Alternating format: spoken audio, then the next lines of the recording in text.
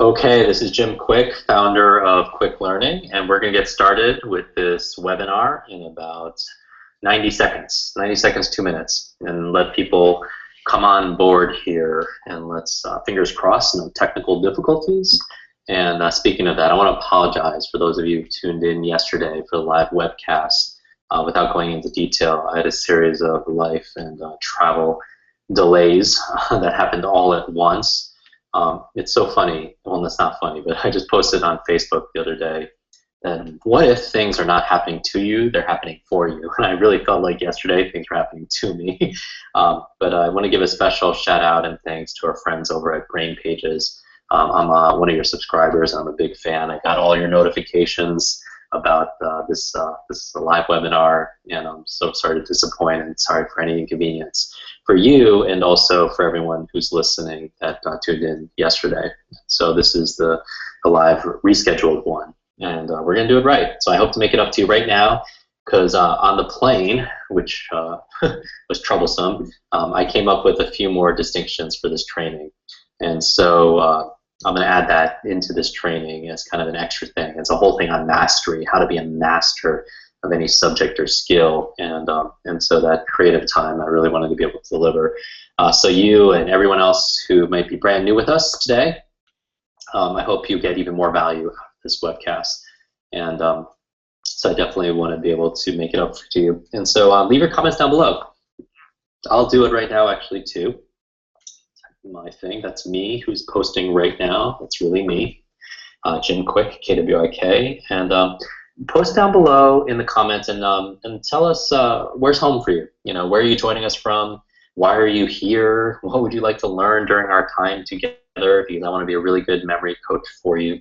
If you've seen my other videos, I love those. You know, the videos, and I love reading all your comments there, and this one's going to be a little bit different. So we're going to cover some brand new content, and so engage with me. And so you might hear me or my team typing in the background as we're going through this, and I will record this. I wasn't going to, because this was just going to be a one-time live thing, but it will be recorded, so be here and so you can listen to it over the next couple of days as a thank you. So go here, and if you want to re-listen to it, you can certainly do that also as well. If you'd like, connect with me on Facebook and Twitter. I'm just at Jim Quick, KWIK, or at Quick Learning on Facebook and Twitter, and we'll keep the conversation going. Also, if you'd like to see the latest comments, just some kind of housekeeping as people are coming on right now, if you'd like to see the latest comments down below, all you have to do is this. Let me show you here on the screen. There's a button there that says comments, and there's an arrow going down below. It says reverse chronological. Every time you click on that, you can do it multiple times during this presentation, it'll reset and refresh everything. What you don't want to do is refresh the page, because I'm not a real technical person, but I don't know what that's going to do for the video. But if you want to just reset the comments and see the latest ones up on top at any given time, just go down to the comments right below the video, click the arrow, and click on reverse chronological, and you'll see the latest comments up on top. And so mine should be there also as well, because I'm here talking to you both on this video and also through this webcast, and also typing also as well. And my team members also do that underneath Quick Learning. So even when I'm not looking at the comments, we'll be there. All right, so we're here, and you're not alone, and we're here to do it together. And so while you're doing that, I want to thank you officially for being here. I know your time is valuable, and I don't take that lightly. I'm going to give this my all, and I just ask that you do the same thing, that you give this experience your all also, because what you put in is what you get out. I really do believe 80% of success is just showing up, and it's playing full out. Those are the two components. Most people just fail to show up, and so I honor you and your ability to show up and to be here, and that juices me. And as long as you're here and be active and be playful and do what I ask you to do with regards to your memory as your coach and play full out, and you're going to get some amazing results. So I thank you for showing up and playing with me today. I also want to thank the person that invited you, that was the bridge that allowed you to find out about this also. So I honor them. I'm really big on gratitude and giving thanks, because I think that's one of the traits of a strong learner, people who appreciate everything that came before them. And so whoever invited you here, if you heard about it from a friend on social media because they recommended it, or one of our clients from 120 countries, or one of what I call our super friends that invited you to be here. I already mentioned the amazing Aaron Matlock over at Brain Pages, and I also, whether it's Nick Ordner, the Ordners over at Tapping Solutions, Sean Croxton, Underground Wellness, Brendan Bouchard, any of the authors over at Hay House, Dave Asprey over at Bulletproof, Dr. Mark Hyman, Brian Tracy, Katie Wellness Mama, you're amazing, Mike Geary, Yuri Ickman, Dr. Daniel Amen, thank you for if you're one of his patients and such, The Future of Health Now, Chris Farrell, Lisa Sasevich, Lisa Gar, Bob Proctor, Mind Valley, anyone from the Mind Valley brands, Jarek Robbins, Ken Gianni, Jennifer McLean, who else? Anish Shah, Present Health, Chris Carr, all the amazing superheroes. There's too many to mention, but if you heard about it from one of my friends, these really are some of my dear friends. I had the opportunity to work with many of them, to train many of them, to learn from many of them. They are real. They are the Batman, Superman, Wonder Woman, Spider-Man, of the super friends, if you will. Okay, so let's get started. I'm gonna this is back to slide. I'm gonna share with you right now. Get pen and paper out because you're gonna want to take notes. I'm gonna go through this rather quickly. I'm gonna share my favorite memory improvement tips for boosting your memory and your productivity and creating lasting connections, having greater influence. Because those are the things that you want. You want to improve your memories. Why? Because you want to perform better, you want to be more productive, you want to make more money because memory makes money, you want to learn faster so you can earn more, and you want to make wonderful connections and have a greater influence with the people around you. And that's really what this is all about. In this live training, I'm going to share with you a number of my top insights and ideas to enhance your ability to learn and remember to be more productive, more powerful, and more profitable. And also for those of you who enjoy the webinar and want to go deeper with me and a small group of superheroes that we're assembling, then I invite you to get your black belt, to become master of your memory. And at the end of this webinar, I'll tell you a little bit more about our Masterclass, which many of you already joined. And I'm really excited about that because it's the pinnacle of my work. And if you want to be able to triple your memory, I'm going to tell you, with your permission, just a few minutes at the end, and different people want to find out more information about that. I'm also going to share with you today why I'm going to give you thousands of dollars of brain training as my gift for those people that join us, and also includes selfishly 2 days with me. I love these kind of live webinars, and I love recording video for you, but there's nothing like being in the same room, and I want to meet you personally. And so one of the bonuses that we're giving as a thank you is a $2,000 ticket, tuition-free, to our next event. Basically 2 days where we could celebrate, and you could get graduation diplomas, and not diplomas, what do they call them, certificates. We'll do brain games and a lot of stuff on memory. Anyway, and stay afterwards because I'm also going to address some of your questions, both here on the webinar and also texting down below. All right, does that sound good? Yes. All right, so here we go. Take notes, because just like there's a learning curve, there's a forgetting curve. They say people watch webinars, go to events, or read a book or whatever, listen to a podcast. But then within 48 hours, 80% of it can be gone. So I encourage you to take notes because you don't have a master memory yet. Otherwise, you might not be listening to this, but you're going to have one. But in the meantime, take notes, and so you go through this and go through it really, really fast. So what is this really all about? I don't know why you're here, and I don't want to get metaphysical, but I believe there's probably a reason why we're meeting or connecting here. I think one of my passions is what I love to do is meeting new individuals and new ideas, and I spend my life seeking these transformative connections and this transformative content. And I suppose that's you too, right? Because I bet it is, because if you're here, then we're kindred spirits. We're like-minded, we're lifelong learners. They say success is two things. It's what you know, and it's who you know.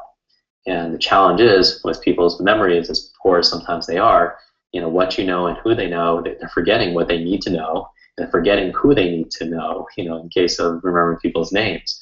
And you might agree, it's really hard to influence or impact somebody, connect with somebody, to show them that you're going to care about their business, their future, their dreams, their family, or whatever it is that you're selling them, your health or whatever, if you don't care enough just to remember them. Remember their name, remember their spouse's name, remember their kids' names, remember their birthday, remember their favorite restaurants, all those things. And that's what this webinar is about. I'm going to start by sharing with you 7 tips for remembering the names and faces of almost everyone that you meet. So you could literally leave unforgettable first impressions. Imagine walking into a room And you're a little nervous. You're meeting people for the first time. You don't know anybody, but you meet 10 people. Imagine being able to say goodbye to every single one of them using their name, because that means they're all going to remember who. They're going to remember you, right? And so that you are absolutely capable of doing this. And so we're going to go through those 7 tips here on how to leave memorable, unforgettable first impressions with people. I'm also going to share with you strategies to be more mentally productive and proactive to get things done, to overcome the biggest obstacle to productivity, which I believe is kind of the kryptonite to it, which is procrastination. So I'm going to show you how your memory relates to procrastination and vice versa. So it may give you new insights, maybe why you're putting things off, and a couple of things you could do right now to build momentum, to do the things you need to do, whether or not you're disciplined or not. And because here's the thing, everybody can improve your memory. Everyone can improve your mind. No matter your age, your background, your career, your diet, your education, your financial situation, your gender, your level of intelligence, any of that stuff, you could do it. And you're not a victim of your biology or your genetics or your economy or anything else. They say 1/3 of your memory, and your learnings is predetermined through biology, but that means 2/3 is in your control. And we've talked about this in a prior video. Remember these 10 things. What are you lacking right now? Is it a good diet? Is it, negative thoughts or positive thoughts? Is it exercise? Is it, go through this with me, is it your brain nutrients? Is it your positive peer group? Because who you spend time with is who you become. Is it your clean environment? Because your outside world is a reflection of your inside world. Clean that desk, you clean your mind a little bit. Is it sleep? Is it a big sleep epidemic? Are you not getting enough sleep? Are you not protecting your brain? Are you getting in accidents, concussion, not wearing a helmet? Are you not getting your new learnings? Remember, new learnings create new connections, and neurons that fire together, they wire together. New connections, neuroplasticity, which we talked about, that your brain can grow older, but it can grow better. You can create new brain cells. And finally, number 10, stress management. Manage your stress. And so those are the 10 things that we talk about and we memorize. That's in your control. And take any one of those, that could be worth it. I'm going to give you a number of tips, here in this 60, 90 minutes that we're together. Any one of them could transform your life, and you're going to get a dozen of them. And so write these things down and apply them. And so you're capable of all these amazing things. And if you doubt it, just look at the thousands of comments that from these 3 introductory, short memory training videos that we did.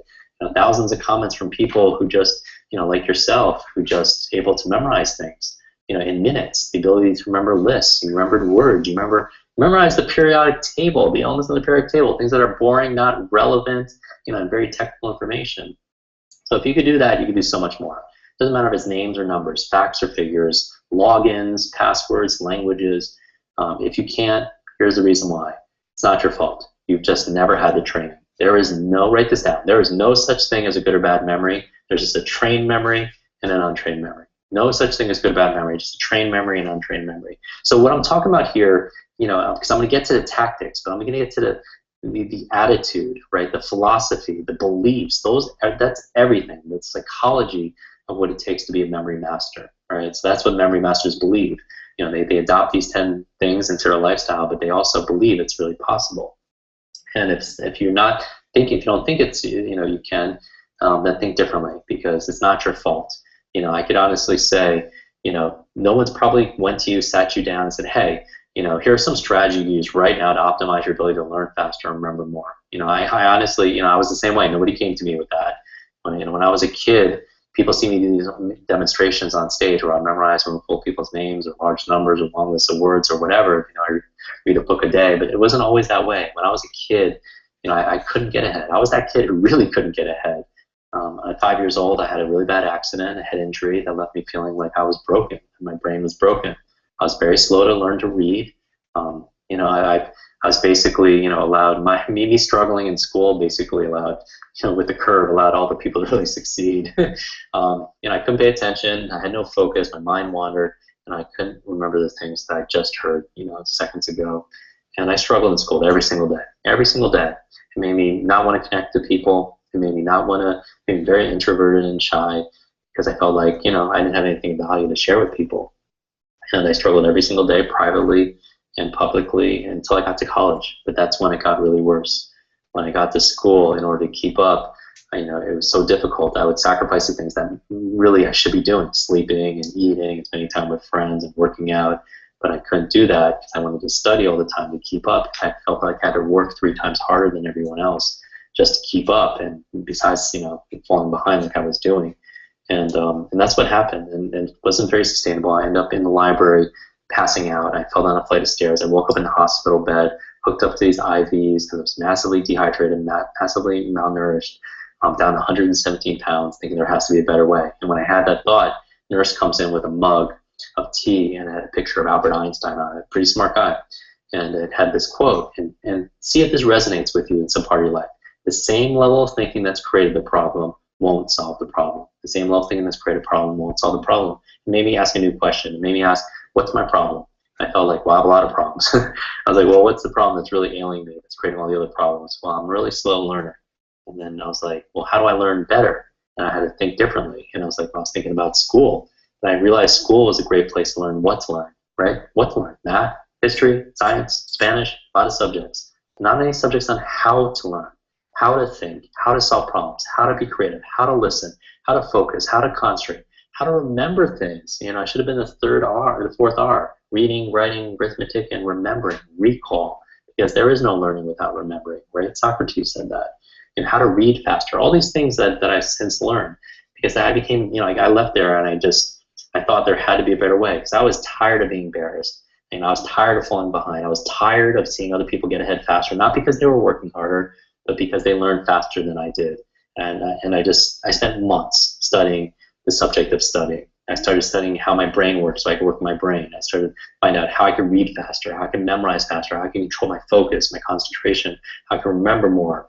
Getting every tip, every tool, every strategy.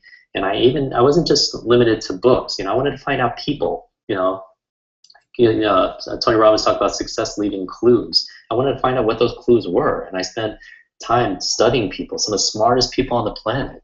Brilliant minds who are at the top of their field in technology, in entertainment, in education, in media.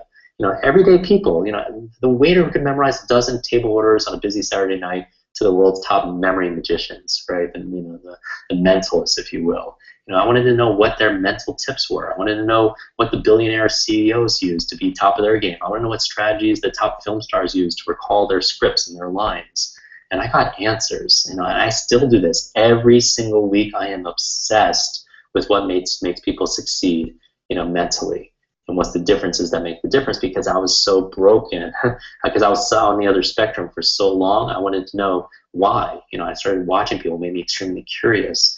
And now, I'm going to share with you, some of those insights, some of those ideas, some of those distinctions that I've learned from meeting, from working with, from co-creating with some of the most amazing, talented minds, on the planet. And so that's what we're talking about here. So since then, things have changed a lot. And my dharma is sharing this with other people, because I never want people to suffer the way I do, the way I did a few years ago, and because it was really, really bad.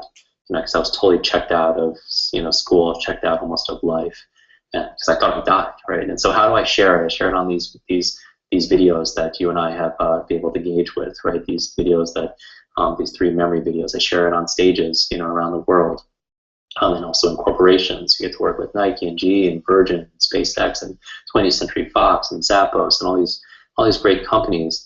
And I get to work with individuals, one-on-one with people who are top of their field, but they just want to get faster, smarter, better, catch up, keep up, and get ahead. But most of all, what I'm really excited about is what we do online. We have programs and students, tens of thousands of students around the world in 120 different countries that just love these programs. They're getting amazing, amazing results. And if you're one of them, I am so proud of you for stepping up and being part of our community. And the other part, that we like to do in terms of community is around the world is bring education to people who don't have it. So, many of you participated in some of our events, our Superhero U event, where we raised money for Free the Children and the Unstoppable Foundation, building schools in Kenya, in Guatemala through Pencils of Promise. There's the plaque. This is currently 589 students currently impact, but the future impact is 11,780 students from the schools that we built there. Amazing. And also, by the way, thank you, because through the campaign that we're doing for a brand new Masterclass, which is basically triple your memory in 3 months, that program, a good part of your tuition is going towards building 2 more schools. And I'm actually going out here this fall, actually this month in September, to Ghana. And we're bringing quick learning into the school systems there, and these children are just really, really good stuff. So that's what, if you want to on a personal note, what really lights me up is that, education for all. And so here's why the importance of education. The best way of increasing a society and individual communities to raise education. All of a sudden they get healthier. All of a sudden there's more wealth in the community. All of a sudden disease and challenges like that go down. Even population growth. Education is so important. But here's the other reasons, because we live in this age of overload. Age of overload. There's so much information, right? But if knowledge is power, learning is your superpower. And I talk about that all the time. Learning is your superpower. And I'm going to help you to unlock it because you have it inside of you, again, regardless of your age. And this is why you want to do it right now, is because we live in the millennium of the mind. You are a mental superhero. You can do amazing things with your brain, and we're going to show you how to unlock it right now. And the reason why I always talk about superheroes is because it's kind of a, I'm kind of a comic book geek. I wasn't a nerd back in school because that would imply I got really good grades. But it's definitely a geek because when it came to comic books, I learned how to read. I taught myself how to read because I couldn't learn in school by reading comic books late at night when my family thought I was sleeping. And so I would use a flashlight underneath the covers of my blanket, and it's hard for me to even talk about because it's a little bit embarrassing. And so I'm talking about it, though, to give you permission. If you have challenges or your children have challenges, with it, it's not their fault. Reading is a skill. It's not something you're born with, and you're either taught correctly or you're not, specifically for your learning style. In fact, write this down. It's not how smart you are or how smart your kids are. It's how are they smart. It's not how smart you are. It's how are you smart. And so, by reading, I couldn't understand words, but I understood pictures. So when I read comic books, I would see the pictures, I would see the story, I would get involved in the story, and it really embraced being connected with me, made me active, and I started learning through the stories, and good versus evil. I love the superhero journey because I think you listening to this are a superhero because you're developing you're developing your superpowers, and you're also using them to be able to apply them, right? Because that's what superpowers heroes do. They have power, but they also have some kind of purpose around it. They want to make something better, their family's life better, their life better, the communities, the world better, right?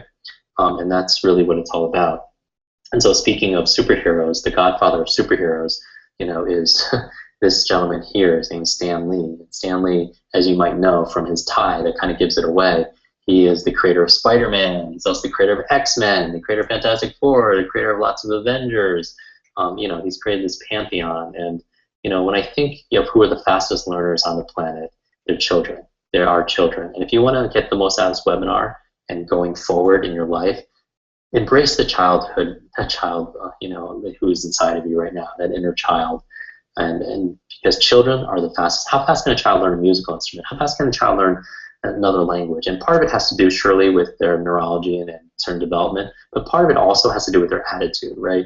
As we grow older, sometimes we grow older, but we feel like we know everything, and we don't learn anything brand new. So I'm going to give you a 4-step process soon on how to learn anything faster. Part of it is just forgetting what you already know about a subject, because that would be very, very, very, very, very important. And so Stan here, I picked him up, and we're going to go to dinner and to meet. I'm introducing him to another superhero, Richard Branson, and I think Richard Branson is he has this attitude about a belief that corporations and businesses can be a real force for good and change the world for the positive. And so I'm going to talk about him and some of the things that I've learned by interacting with him and being with him.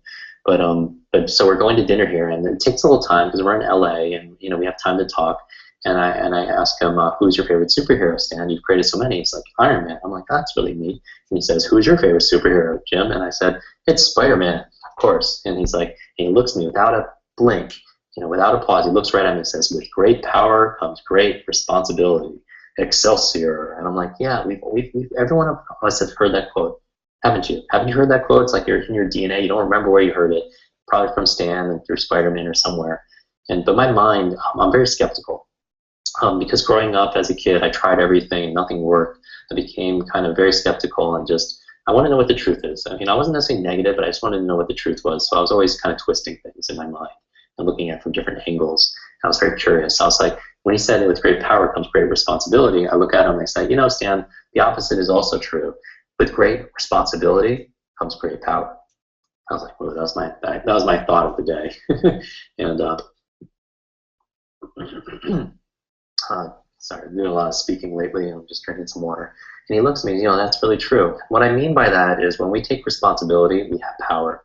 And, you know, we're able to respond. Responsibility, meaning that if we have a, sure, many of us can have a victim mindset, you know, certainly from, you know, and blame our genetics or our biology or our family or the economy or something. The challenge is if we fight for our limitations, we get to keep them. And it's not empowering. It's not whether it's true or not. It's just whether it's empowering. Because when you believe you're responsible, that you're able to respond, then you have the power to change things. And that's what I mean about your memory. Right now I'm talking about philosophy and attitude, a paradigm to learning and memory. But this is everything. The techniques themselves, which I'm going to give you, are simple, easy, and doable. But you need the framework and the understanding. And I think that's the difference that makes a difference. That's why I'm telling you these stories of some individuals who are accomplished. You know. But I think Stan has 3 billion books out there. You know, where a lot of books get on the bestseller for hitting like 20,000 copies or something. Stan has billions of his names on everything. You know, and all these movies and everything, you know, and so if I talked about John and Jill Smith, you might not pay attention, but Stan, you know, he's the youngest, you know, older person that I know, and we're talking about age too. He's 91, he's turning 92 this year, and he has 2 passions. Still, he goes to work 9 to 5, Monday through Friday, because he loves storytelling. He's so creative, and I think you have to find that. You have to find your path. I believe you can only be really fulfilled, deeply fulfilled, when you're fulfilling your soul's purpose, your heart's purpose. And secondly, his other passion is his wife, who's 1 year older. And the 2 of them are so adorable and so cute. So if you take anything out of that, I would think step into your childlike heart, you know, be a child, and remember, take responsibility, you know, for your learning, for your intelligence, and help, you know, people that you care about do the same. Your team, your children, your friends, your significant other, and so on. Okay, speaking of Richard Branson, and I guess someone forgot their shoes. That's a memory joke. I really didn't do that. I like to run barefoot a lot. Anyway, so Richard Branson, as you know, a virgin, he's known for the things that he does, you know, with regards to just doing things. And the reason I'm putting him here is because he's another example of somebody, regardless of your age, that just takes life on. Remember I said, you know, success, 80% of success is just showing up and playing full out. You know, he plays full out, you know, more than anyone else that I know. Most adventurous person, but he's the childlike heart, and he learns incredibly rapidly. And so, you know, he has that, besides, you know, I'm showing we're playing tennis because of his playfulness and stuff like that, but he has this curiosity about how things work. You know, he has this book even out that says, you know, screw it, let's do it. And this quote that he has here, you know, you don't learn to walk by following the rules. You learn by doing and falling over. And that is such amazing advice. And that's the difference between, you know, a child learning things and sometimes as an old adult. You know, adults, they don't want to learn things sometimes because they don't want to publicly fail. If they try something once, they won't try it again. They're fearful of it, and that keeps them from learning and experimenting and getting feedback and growing, you know, and developing themselves, getting fulfilled that way and contributing in a big way. So I think you got to fall. I think there's no such thing as failure. There's just feedback. There's no such thing as failure, just failure to learn.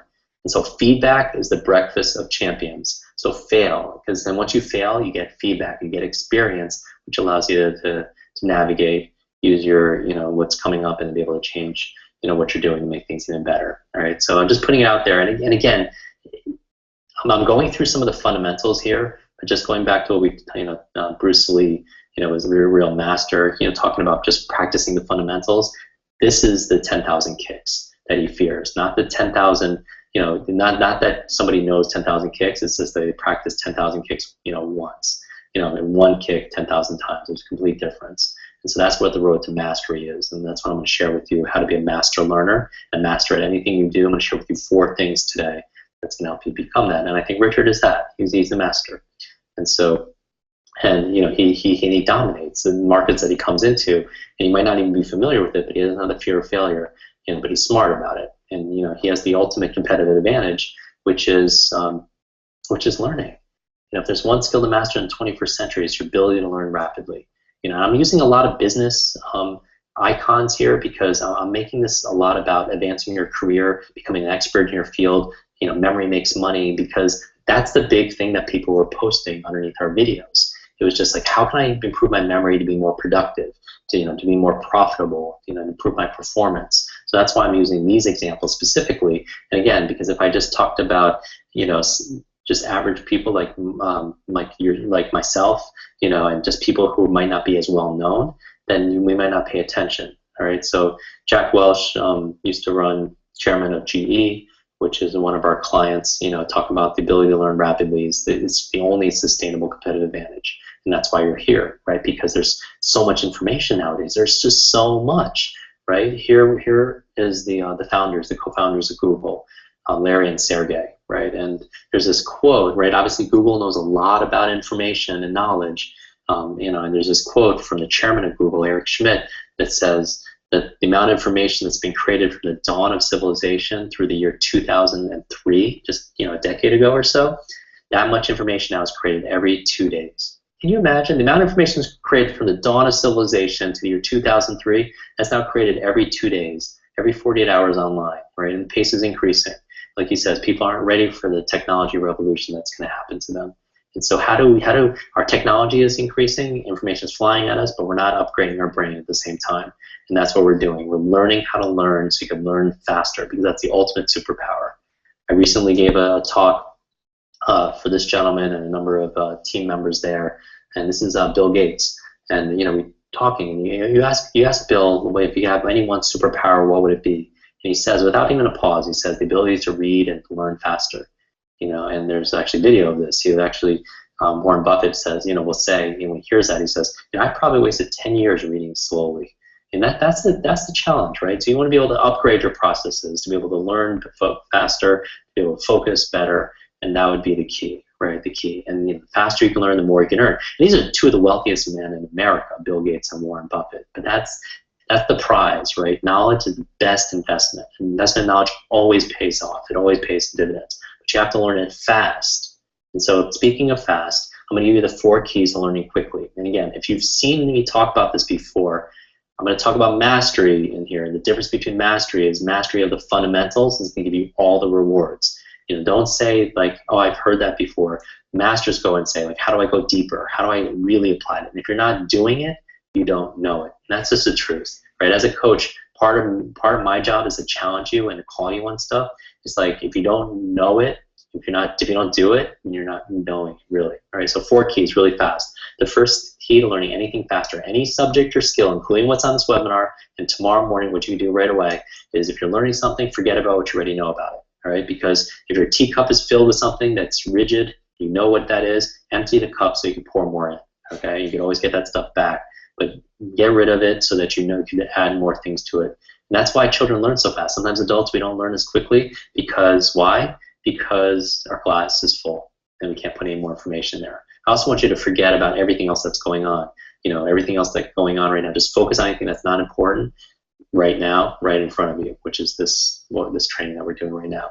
The A in FAST stands for activate. Activate. You need to be active, because one of the reasons why we're all suffering sometimes or struggling, if you feel overloaded or overwhelmed with the amount you need to remember with your memory, too many people, too many things, too many numbers, too many things to do, too many schedule, you can't even enjoy yourself, because even if you get a break, your mind is still multitasking. It's the monkey mind jumping around. This will help you.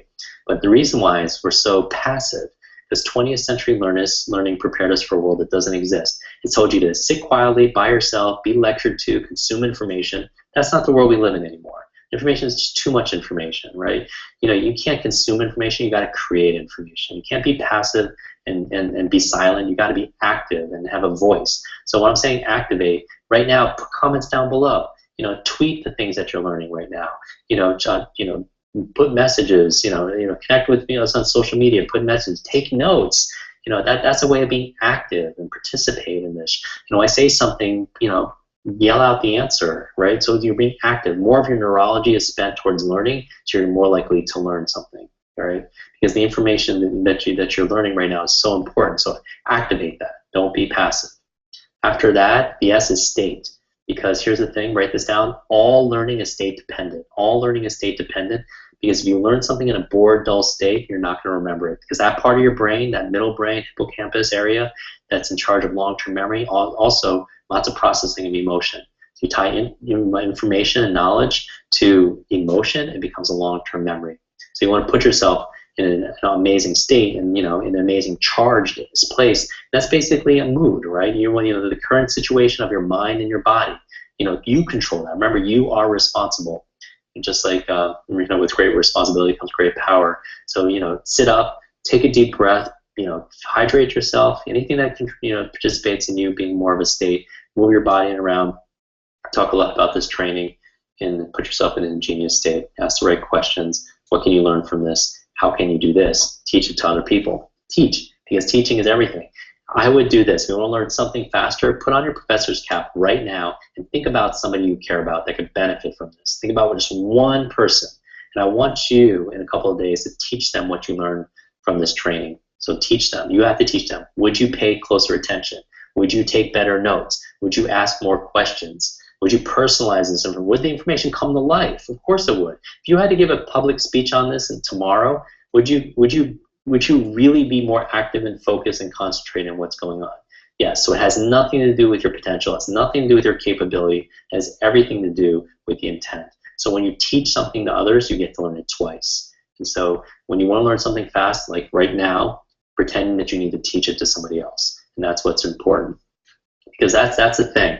And I recommend, out of everything that I teach here, not everything will you want to use. Just find 2 or 3 things that work for you. The expert is not always the person on the webinar or on the stage or who writes a book. You are the expert. You are the memory expert. You know you better than anybody else. Right? So treat this like a buffet. Take what really serves you.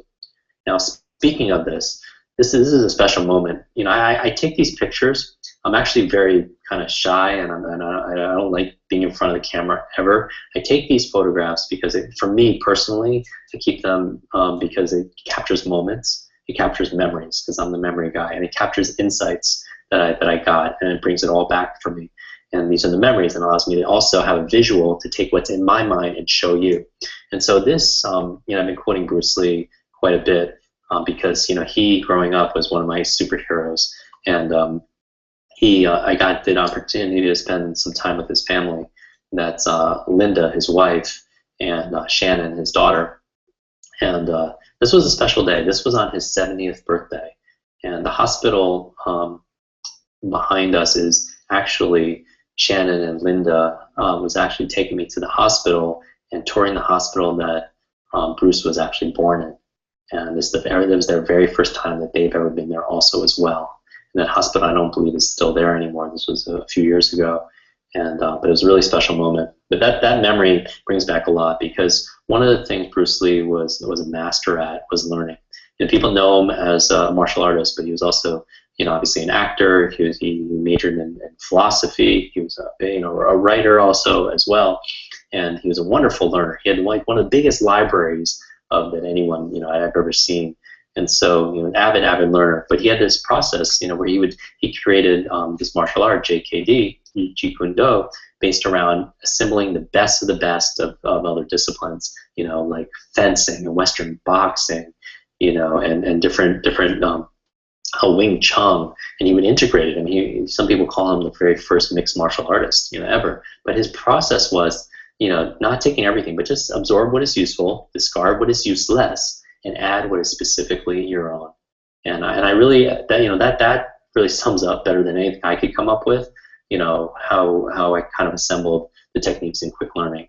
And when I had my, after I had my trauma and I had my time in the hospital, I just went out and I just said, I'm going to fix this. I'm going to learn everything I can about the subject. Any discipline, anything, adult learning theory, multiple intelligences, biology, neural strategies, everything I get my hand on, magicians, anyone who would do something extraordinary, I think genius, there's magic behind it. There's magic. There's always a method behind that magic.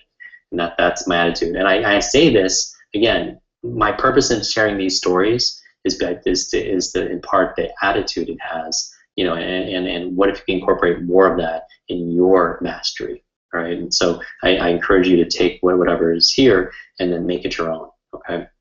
The other quote that Master Bruce Lee is known for, is this one saying, talking about memory, is the key to immortality is first living a life worth remembering. And so live every single day to its fullest. You know, I always kind of sign off with you know, wishing people, you know, lots of life, lots of love, lots of laughter, and lots of learning. But I just, you know, this is our time. This is really your time to shine. And so I think that's the first step. And really, that's really the mother, you know, attitude that I have when it comes to learning. A lot of it came through Bruce Lee. Now, speaking of mother, there's 3 secrets to a better memory, and I call them MOM. Really fast, MOM, M-O-M. If you're ever forgetting something, one of these 3 things is completely absent. And if you're remembering things, then I think you had these 3 things there. And so that's interesting. Okay, so really quickly, because I want to get to the names also. This will help you with names. If you're forgetting names, let's say you forget names, but somebody has a suitcase of $100,000 cash for you, or maybe your favorite charity. Maybe you want to give it to be able to donate to open up schools, you know, overseas, or education system, you know, in your country and stuff. And you imagine if you got that $100,000 only if you remember the person's name and the next stranger you meet. Are you going to remember the name? Are you? Of course you are, right? Because the first M stands for motivation. You know, your motivation. You know, why do you want to remember a person's name? And I would ask myself this: why do I want to remember this? You know, even it doesn't matter if it's names, doesn't matter if it's a speech, doesn't matter if it's a foreign language. Why? Why comes first. Why comes first. Start with Why. Great book by my close friend Simon Sinek. Start with Why. Always start with Why. I believe success has a 3-part system. Goes from, I call it HQ. It goes from your head to your heart to your hands. You could visualize things in your head all day. You could affirm things all day. You could think things all day in your head. But if you're not acting with your hands, usually what's missing is your second H, which is your heart, the emotion, the energy of motion, right? You know, in martial arts, I had an early martial arts instructor that said, you can't steer a parked car. You need that energy, right? What's moving you? Why do you want to remember a person's name? Because here's the thing. Reasons reap rewards. Reasons reap rewards. They reap results, and that's the thing. Have your reasons first, all right? After that, after motivation, the O stands for observation. A lot of people blame their memory, and they think it's a retention issue. It has nothing to do with retention. It has everything to do with attention. Okay, it's not a retention issue. It's an attention issue. People aren't paying attention, you know. And then the story that I share with people is about the first time that I met President Clinton. Bill Clinton, amazing communicator, incredible charisma, regardless of your political bent. He's a communicator, he's a connector, right? He's got this powerful presence, and he also has this incredible memory.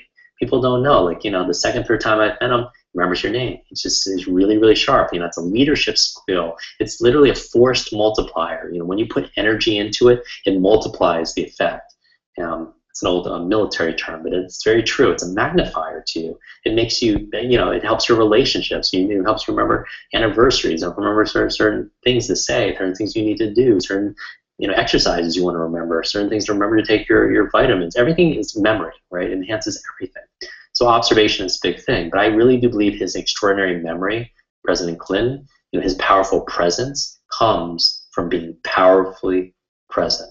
Let me say it again. I think President Clinton's powerful presence and his memory comes from being powerfully present. You know, I had an opportunity the second time to meet him. You know, I was asking him about his memory. I was just like, how do you do it? What memory tips do you use? He's like, Jim, I don't use any memory tips. And we're sitting down at dinner. This is insane.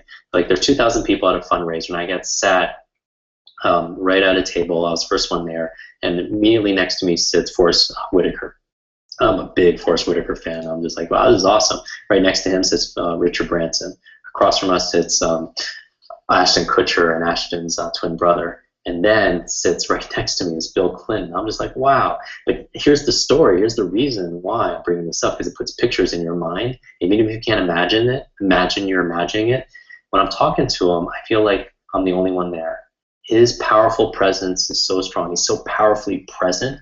I don't even feel like anyone else exists. I felt like I was the only person in that room, and it's a little bit almost unnerving because you're not used to that. Because most of the time when you're meeting someone for the first time, what are you doing? You're looking over their shoulder. Who else is in the room? You're talking to yourself. You know, you're saying, you're not even listening to the person. You're thinking about how you're going to respond. And that's the truth for most people that I talk to. And so remember the word listen. You know, if you look at the word listen, you scramble the letters, what does it turn into? Silent. Silent. And that's what you want to be. You want to be silent and present with somebody. You want to be powerfully present, so you can have that powerful presence and improve your memory. All right, so pay attention when you're meeting somebody. That's going to help you. And then finally, after that, you also, well, actually, let me show you. Let me actually give you a test. How many of you use a specific search engine? We mentioned Google, right? We were talking about Google and all the information that's been created and stuff like that. Now, if you use Google, I'm going to ask you a question. Do you know what colors the letters are? Do you know what color the G is, the O is, the second O is, the second G is, the L, and the E? Do you know what colors there are? Some people could use it 3 or 4 or 5 times a day, every single day, and they don't know the colors. They're not willing, because that's an observation, right? A lot of people, they're not forgetting things, they're just not paying attention. And that's the challenge, all right? So you want to be able to pay attention things. And then part of the memory training that we do in our Masterclass is honing, like teaching people like FBI kind of strategies on how to be able to remember things. What do sketch artists do? What do listening experts do? What are those things? You know, therapists, how do they remember the things they need to remember? All right, that's observation. Now, I'm going to give you one more observation test, and this is interactive. And I use this in our speed reading program just to illustrate a point. But I want you to do it in a different way. In a moment, I'm going to show you a phrase. It's going to be a phrase. It's very simple, very short, and it's very third grade. It's a very easy phrase. And so I'm going to ask you a little bit about what I just told you and kind of test your memory and your comprehension. Just to make it a little bit more difficult, I want you to try, as you're reading it out loud, to count the number of F's. F is in focus, okay? To try to count the number of F's as you're counting it, saying it out loud. So I want to show you the phrase on the screen in a moment. And all of you, I want you to say it out loud along with me. You have to say it out loud and try to count the number of F's. Ready? Finished files are the result of years of scientific study combined with the experience of years. Okay, great. How many F's were there? How many F's? Just write it down. Write down how many F's you think down below. I want to see how many F's you think are there. This is an observation test, right? Write down how many you think. And let's do it again. Let's read it out loud, right? Ready? Finished files are the result of years of scientific study combined with the experience of years. Okay, how many F's are there? 1, 2, put it down, your answer down below. 3, how many do you think there are? 4 F's? 5 F's? 6 F's? 7 F's? 8 F's? How many F's are there? Okay, now, don't read it out loud. Don't read it out loud. Just count the number of F's. Don't read it out loud. Just imagine you're circling anything that remotely looks like an F. Now, how many F's are there?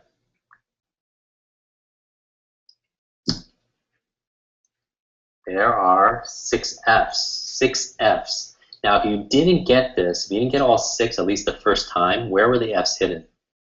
Right? In the ofs. There are 3 ofs there. Now, do your eyes see the F? Of course, they're right in front of you, right? But does your mind perceive it? No, because most of you didn't, because I'm looking at the comments. It says finished files are a result of. What letter does it sound like? It sounds like a V, but it's really an F.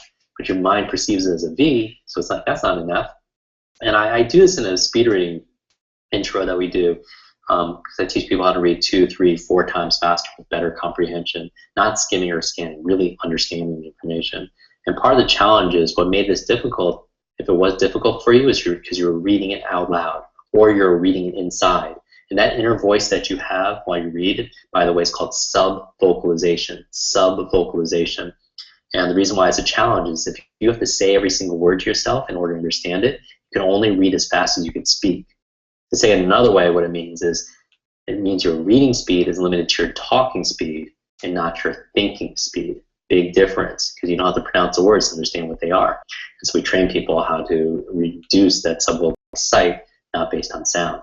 Just like a stop sign. You don't see a stop sign and say stop. You see it, understand it. 95% of all the words you read are exactly that, sight words that you don't have to pronounce. But anyway, I do this as an observation test to see how much you're really paying attention. Now let's go to the third letter, the second M, which is mechanics. And these are the tools, the techniques, the strategies that we teach you. I've been teaching you in the 3 introductory memory videos in the series. I'm teaching you on this webinar that we're doing together, and I teach really deeply over the course of 12 weeks, over the course of 3 months, where we triple your memory in the 12 categories of memory improvement mechanics. Specifically, how do you learn a foreign language? How do you memorize all your PIN numbers, passcodes? How do you remember conversations? How do you remember jokes? How do you give a speech without notes? How do you do all of those things so you can be more productive and powerful and perform at higher levels? And so that's what it's all about. So let's get to some of the mechanics on how to remember names. First, I'm going to give you 7 keys for remembering names and faces. These are the 7 keys that you want to follow to be able to remember names and faces. And I call it Be Suave. So next time that you're at a party, you're at a wedding, you're at a networking event, and you're looking in the mirror, you're checking your clothes, you're checking your makeup, I want you to say to yourself, I'm going to be suave. I'm going to be suave, right? Just remember the positive self-talk. And speaking of positive self-talk, that's what the B stands for, all right? It means you want to be, right? You know, short for believe. You want to be a memory expert. You want to believe in it also. Because here's the thing. When I was preparing, you know, obviously with a name like Quick, I had to be a runner back in school. A lot of pressure, by the way. I had to be very careful when I'm driving because I don't want to get a speeding ticket, because you're not going to talk your way out of that ticket when your driver's license says Quick right on it, right? But I'm preparing for a marathon, you know, as a runner. I was reading this book, and it was on the psychology of running a marathon, and one chapter started like this, verbatim.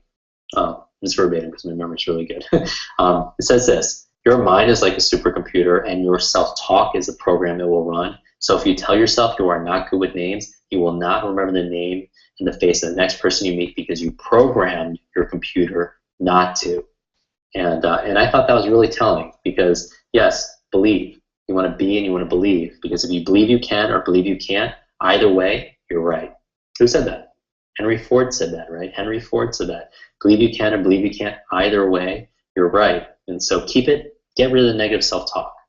And we talked about that in a previous video where Dr. Amen saying, kill those ants, killing ants, automatic negative thoughts, ants, automatic negative thoughts. Get rid of it, because your mind is always eavesdropping on your self-talk. The E in Be Suave stands for exercise. You want to exercise, and I don't mean physical exercise. Although people who are more physically fit, you want to work out, because when you're working out your body, you're working out your brain. Anything that's good for your heart is good for your head. And that means, again, a coach is not necessarily somebody that knows more, maybe is better all the time than you. They know these things because they study it.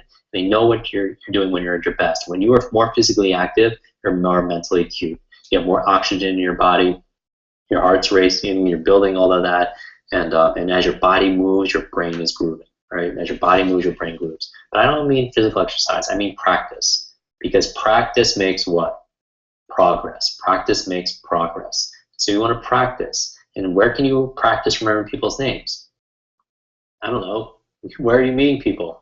You go to the grocery store. I'll go to the grocery store. That's Mary, that's Sue, making up names. That's Bob. And I'll be checking out at the health food store getting my green juice, and I'm like, I see the same people. I'm like, who is that person?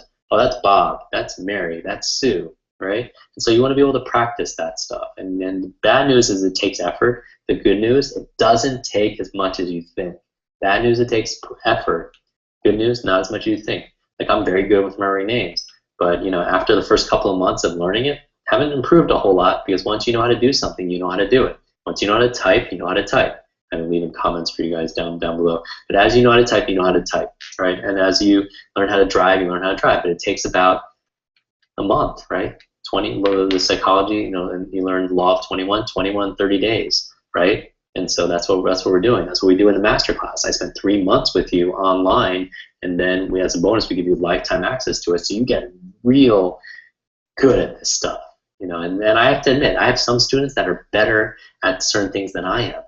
You know, they'll take a deck of cards, shuffle it up, and they'll be able to memorize it faster than I am. And some people are even better at names than I am, you know, that I've trained, because they have an affinity for it. Some people are even, you know, better at remembering what they read, or remembering jokes, whatever it is. So that's the love of what I have, you know, with my life, because I get to work with so many people, and they teach me things.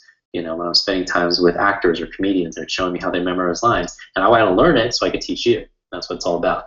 All right, rounding this off, the S in suave, say the name. You say the person's name. You meet someone, you get their name, you say it right back to them. Mary, it's nice to meet you. after that, and you want to do it because you want to make sure you heard it right. You say, Mary, it's nice to meet you, so you don't later on say, Terry, have a great day, because you want to make sure you heard the name. Since many times you're in an environment, there's lots of ambient sound, lots of conversations, maybe you don't hear it correctly, and it's much better to get corrected up front than it is at the end, right? So you say the name. After that, you use the name. You use the name. Now you don't abuse it. You don't say it, Mary, thanks for coming. Larry, let's grab some lunch. Mary, Mary, Mary, Mary, Mary. That'd be an abuse. But you want to use it intelligently throughout the conversation 3 or 4 times. After you use it, what if a name is a little bit different? And you ask about a person's name. That's their favorite subject. It's the sweetest sound to a person's ear. I know people love hearing it. You know, I remember doing a training at the largest life insurance company in the country, and the training director's name was Nankita. I was like, that's a beautiful name. And I asked about it. What can you ask about a person's name? How do you spell it? Where is it from? Are you related to this person? What does it mean? You know, all these questions you can ask about a person's name, because lots of names you meet, 80 or 90% of them can be common, but maybe 10% of them are, you know, completely different. So you can ask about a person's name, you know. And so I asked her, I was like, you know, what's a beautiful name? You know, how do you spell it? Where is it from? What does it mean? And she paused and she looked around and says, it means graceful falling waters. And I was like, wow, that's beautiful. And I asked her coworkers, I was like, wow, how many people knew that's what her name meant? And no one raised their hand. 100 people in the room, not one person raised their hand. I was like, wow, you know. And that's, if you want to have greater influence and impact with somebody, get really good at their names. Care about what they care about, right? And so A is ask. After that, you want to be able to visualize. Visualize. Because I bet if you're listening to this, I'm willing to bet that you're better with faces than you are with names. Is that true? Are you better at people's faces? You go to someone and say, hey, I remember your face, but I forgot your name. You never go to someone and say the opposite. You never say, oh, I remember your name, but I forgot your face. That would make any sense, right? Because there's a Chinese proverb that goes, what I hear, I forget. What I see, I remember. And what I do, I understand. What I hear, I forget. I heard the name, I forgot the name. What I see, I remember. I saw the face, I remember the face. And what I do, I understand. That's what it's all about, right? Doing, going back to exercise and practice. So what does it mean? If you tend to remember what you see, then try seeing what you remember. So you're using playing like mental Pictionary with somebody. If someone's name is Mike, imagine them jumping on a table and singing karaoke on their microphone. If some person's name is Mark, imagine going up to them, shaking their hand, and putting a big check mark with a marker right on their forehead, your favorite color. That would help you to remember it. If the person's name is Mary, imagine you're getting married to them, right? Imagine they're dressed up in a wedding gown. Imagine it's Mary Poppins. Imagine they're carrying 2 lambs. You know, Mary had a little lamb. Whatever it is, you say, that's very childish. Who are the fastest learners on the planet? Children, right? And children make fun of names. I know my name was made fun of also, right? They make fun. And so that's how children learn things. They visualize things. They make fun of them. They use auditory cues. And that's what I want you to do. So a person's name is John. You can picture what? Exactly. And finally, the E in swap is end. Always end with that. End with a person's name. So you go meet people, and then you say goodbye using their name. So you go into a room, meet 15 strangers, leave saying goodbye to every single one of them. Who are they all going to remember? That's you. That's you. Because that's what your memory is. You know, you have this superpower memory. The most powerful supercomputer on the planet is between your ears. We just weren't given an orange manual on how to use it. And it's not user friendly, you know.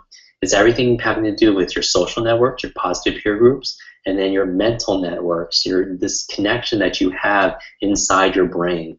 You know, every single neuron and synapses and dendrite that's connecting every single time. It's like the whole world is available to you. The whole world is available to you right between your ears. And that's you learning how to use your brain, learning how to learn, learning how your memory works so you can work your memory. Because I think it's one of the most amazing, amazing superpowers. It'll make you more purposeful because you'll remember your life, you'll remember your past, remember your dreams, you know, but it also helps you be more productive and more powerful. But not unless you take care of this big villain.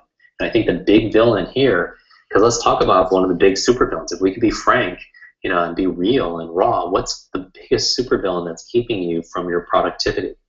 You know, what's robbing you of your energy, your focus, and you getting results? I think this is a big one, and I'm going to talk about it. It's procrastination. Procrastination, absolutely. And what's the best way to overcome procrastination? You put it off. And that's the tip. That's not the quick learning tip. But I'm going to show you a little bit about how your memory relates to procrastination.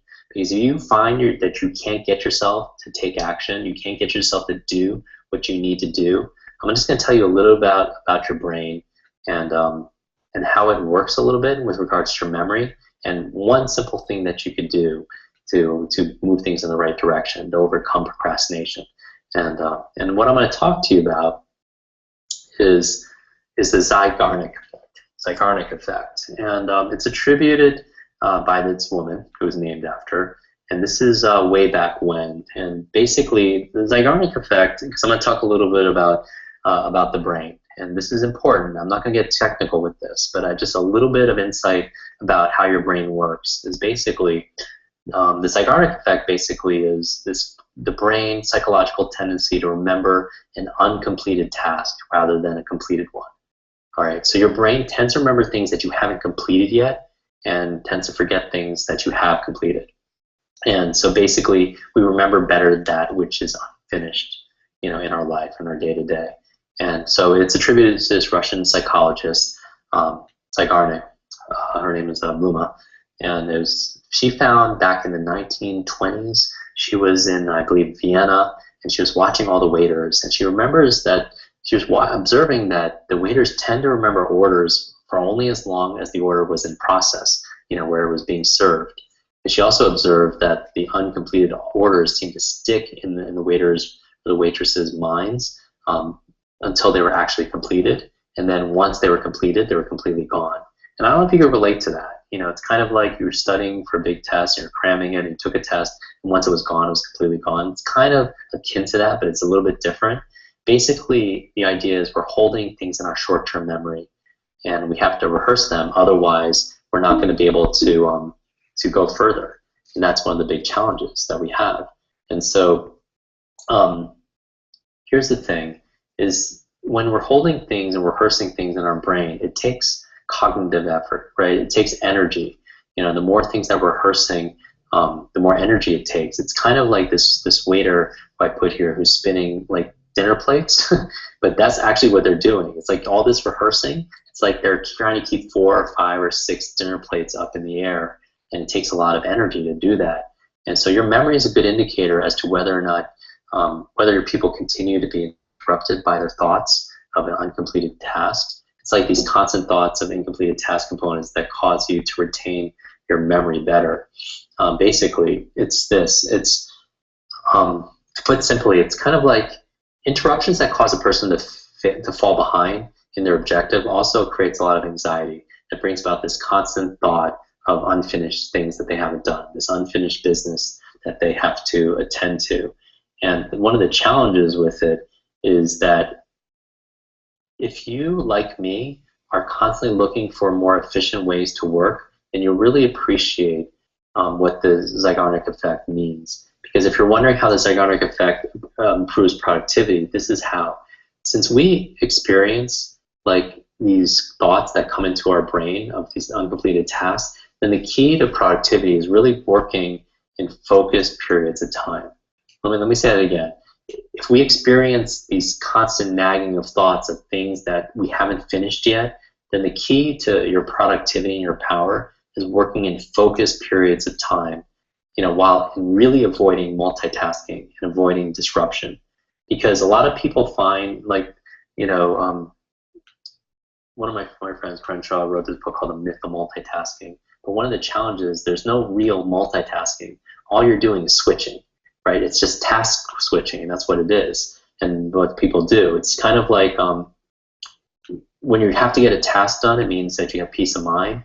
And while these intrusive thoughts means that you're always experiencing this anxiety that you feel once the task is unfinished, and you have to focus. You get to focus when you need to focus on something else. And Hollywood does this. Literature does this all the time. They use the Zeigarnik effect all the time on us. They call it cliffhangers, right? You'll be watching a movie or watching a television show, your favorite show. People could be watching Scandal or anything else that they watch, or they're watching a movie like Lord of the Rings or reading the book, and then it ends, and you're just like, whoa, what's going to happen? That you need closure. The brain really needs closure, and so you're going to keep on searching that out.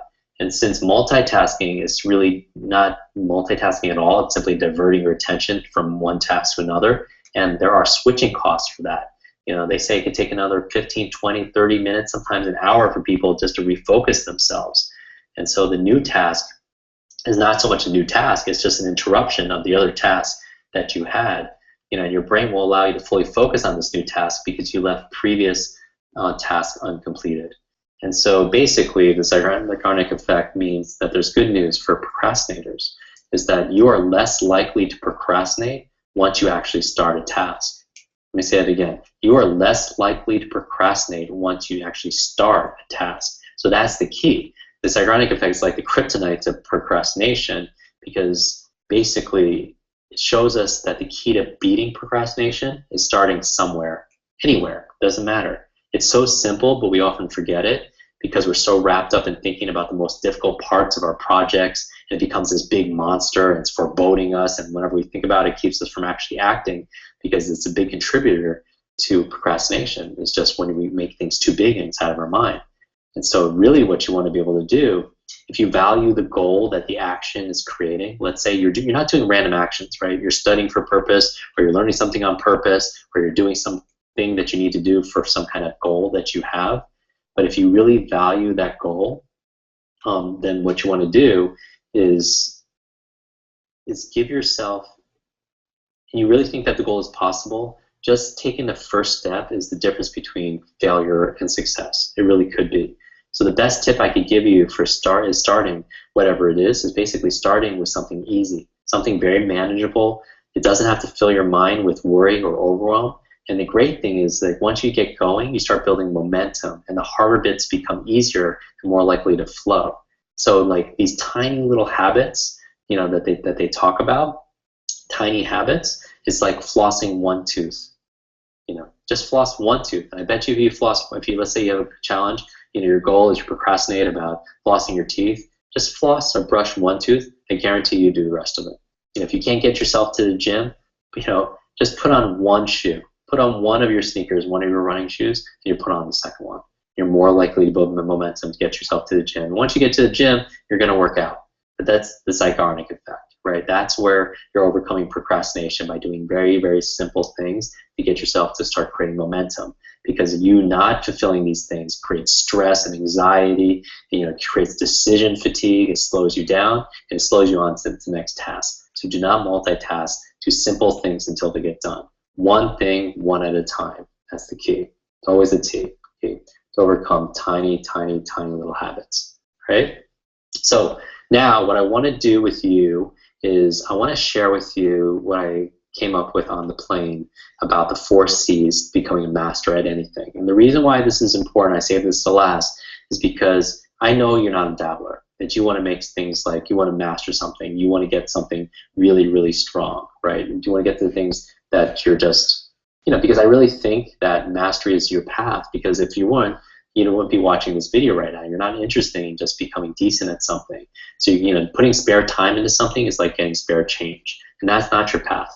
You know, if you really know that the highest ring is gold or is platinum in your life, then you're going to come up with something really, really good, and you want to get really, really good at it. And so I want to give you 2 things. In this section, I'm going to give you the insights. And I also want, a second thing I want to give you is an invitation, all right? Because I'm really excited about this, because many of you asked about, you know, how we created something that's brand new, and this is absolutely going to blow your mind what I'm about to show you.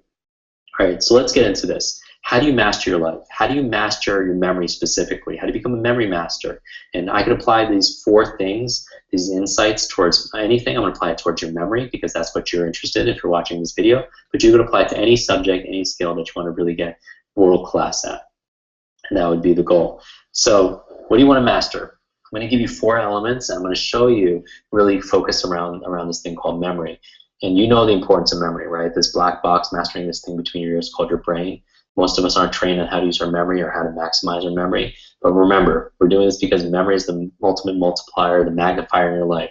Everything that you are, your experiences, you know, everything that you're getting to this point right now, it's your experience that makes you who you are. It's what you've learned from your past. It's what you've learned from your history before. It's, you know, it's what you've learned, you know, from just maximizing the importance of your memory. You know, it's all the experiences that we have.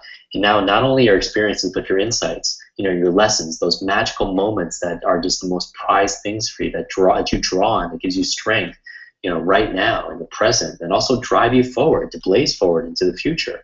You're pulling on these memories, these resources, and that history that you've had, but all that means you have to remember those things. So how do you actually access your memory? I'm going to show you the 4 C's to memory mastery, right? Because that's really the key. How do you magnify your memory so you can magnify your income? How do you magnify your intelligence so that you can magnify your productivity day to day? So here are the 4 keys. And I call them the 4 C's, and this is what I wanted to share. First C is competence, okay? Competence. You need the skill, you need the techniques, you need to be able to have the tools to be able to take things from here to there. So memory, just as you know, there's no such thing as a good or bad memory. There's a trained memory and an untrained memory. So how do you get your memory trained? Well, that's what our upcoming masterclass is all about. That's what these videos have all been about. That's what this webinar is all about. You get to learn it, right?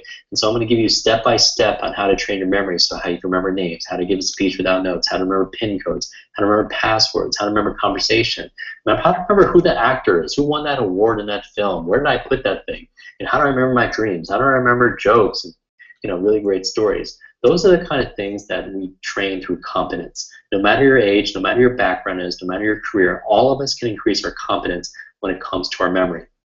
And I'm going to share with you, as we're wrapping up, the 12 memory superpowers, and you're going to want to stay on for that, 12 memory superpowers.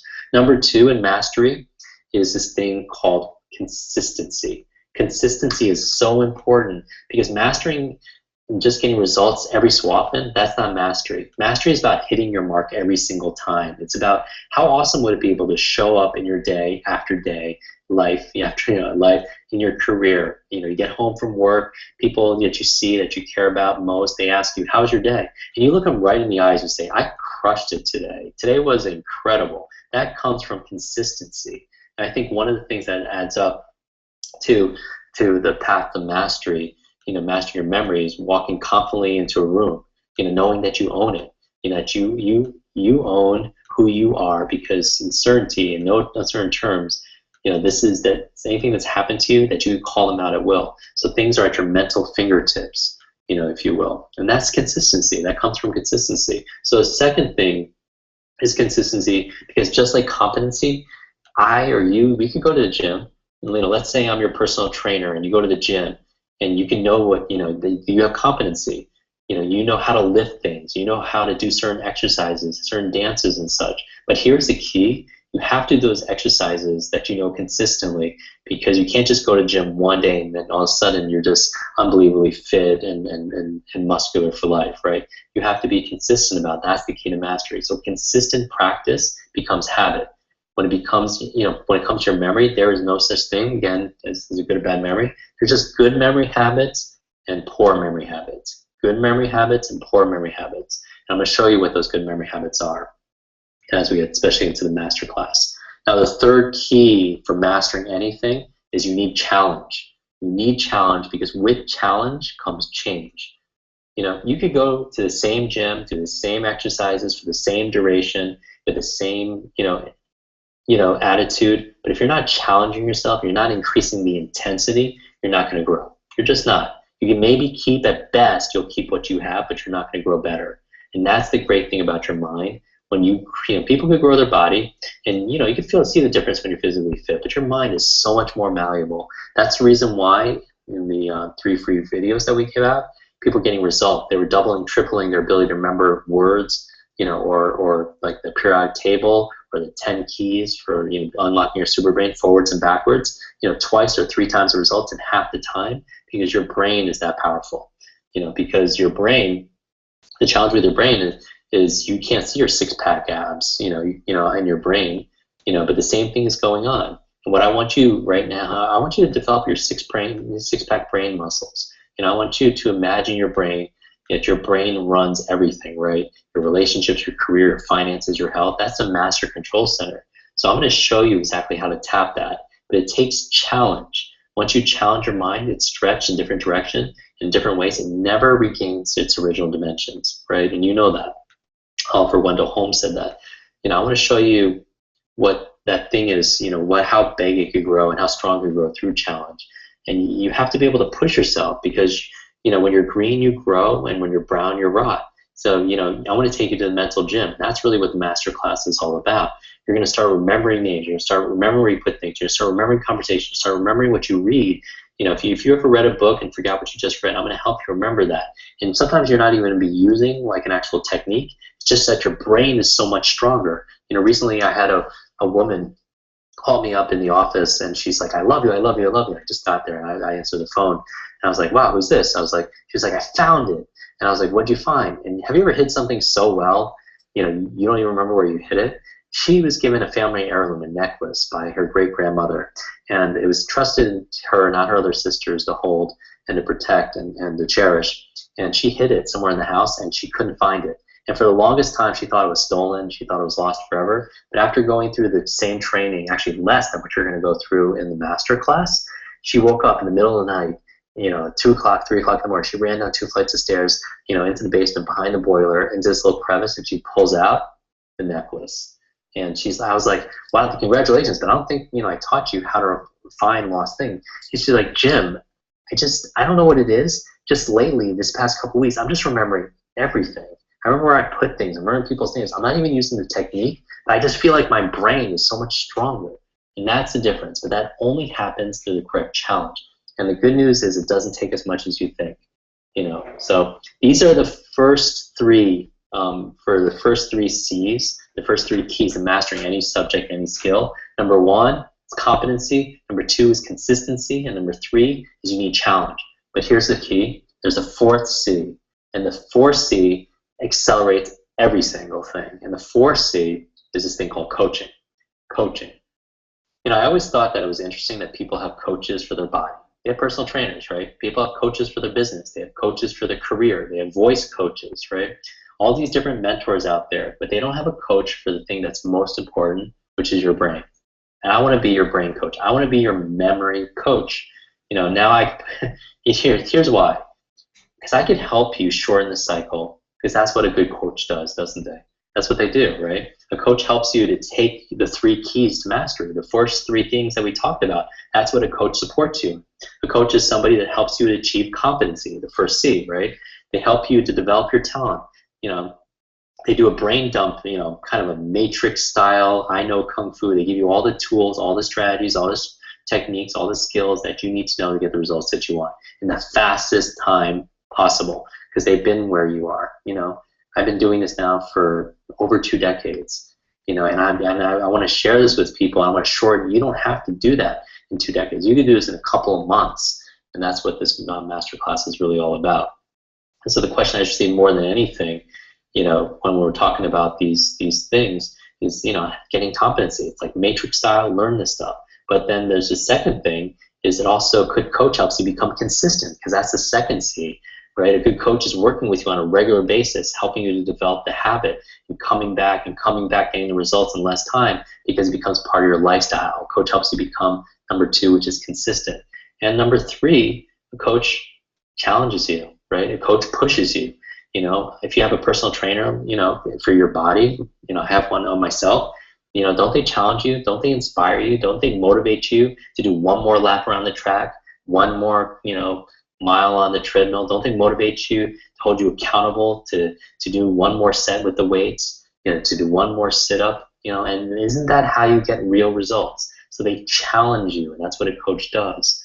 Real lasting results, because coaches do that. Coaches give you the competency, they help you with consistency, they help challenge you along the way, and that's how you fast track results. If you want quick learning, you want quick results, you want rapid results and results in real time, then you need a coach. And that's what I have. I have a dozen coaches for my health, for my learning, for my productivity, for my business, for my marketing, coaches everywhere, because I don't believe there's self-made anybody.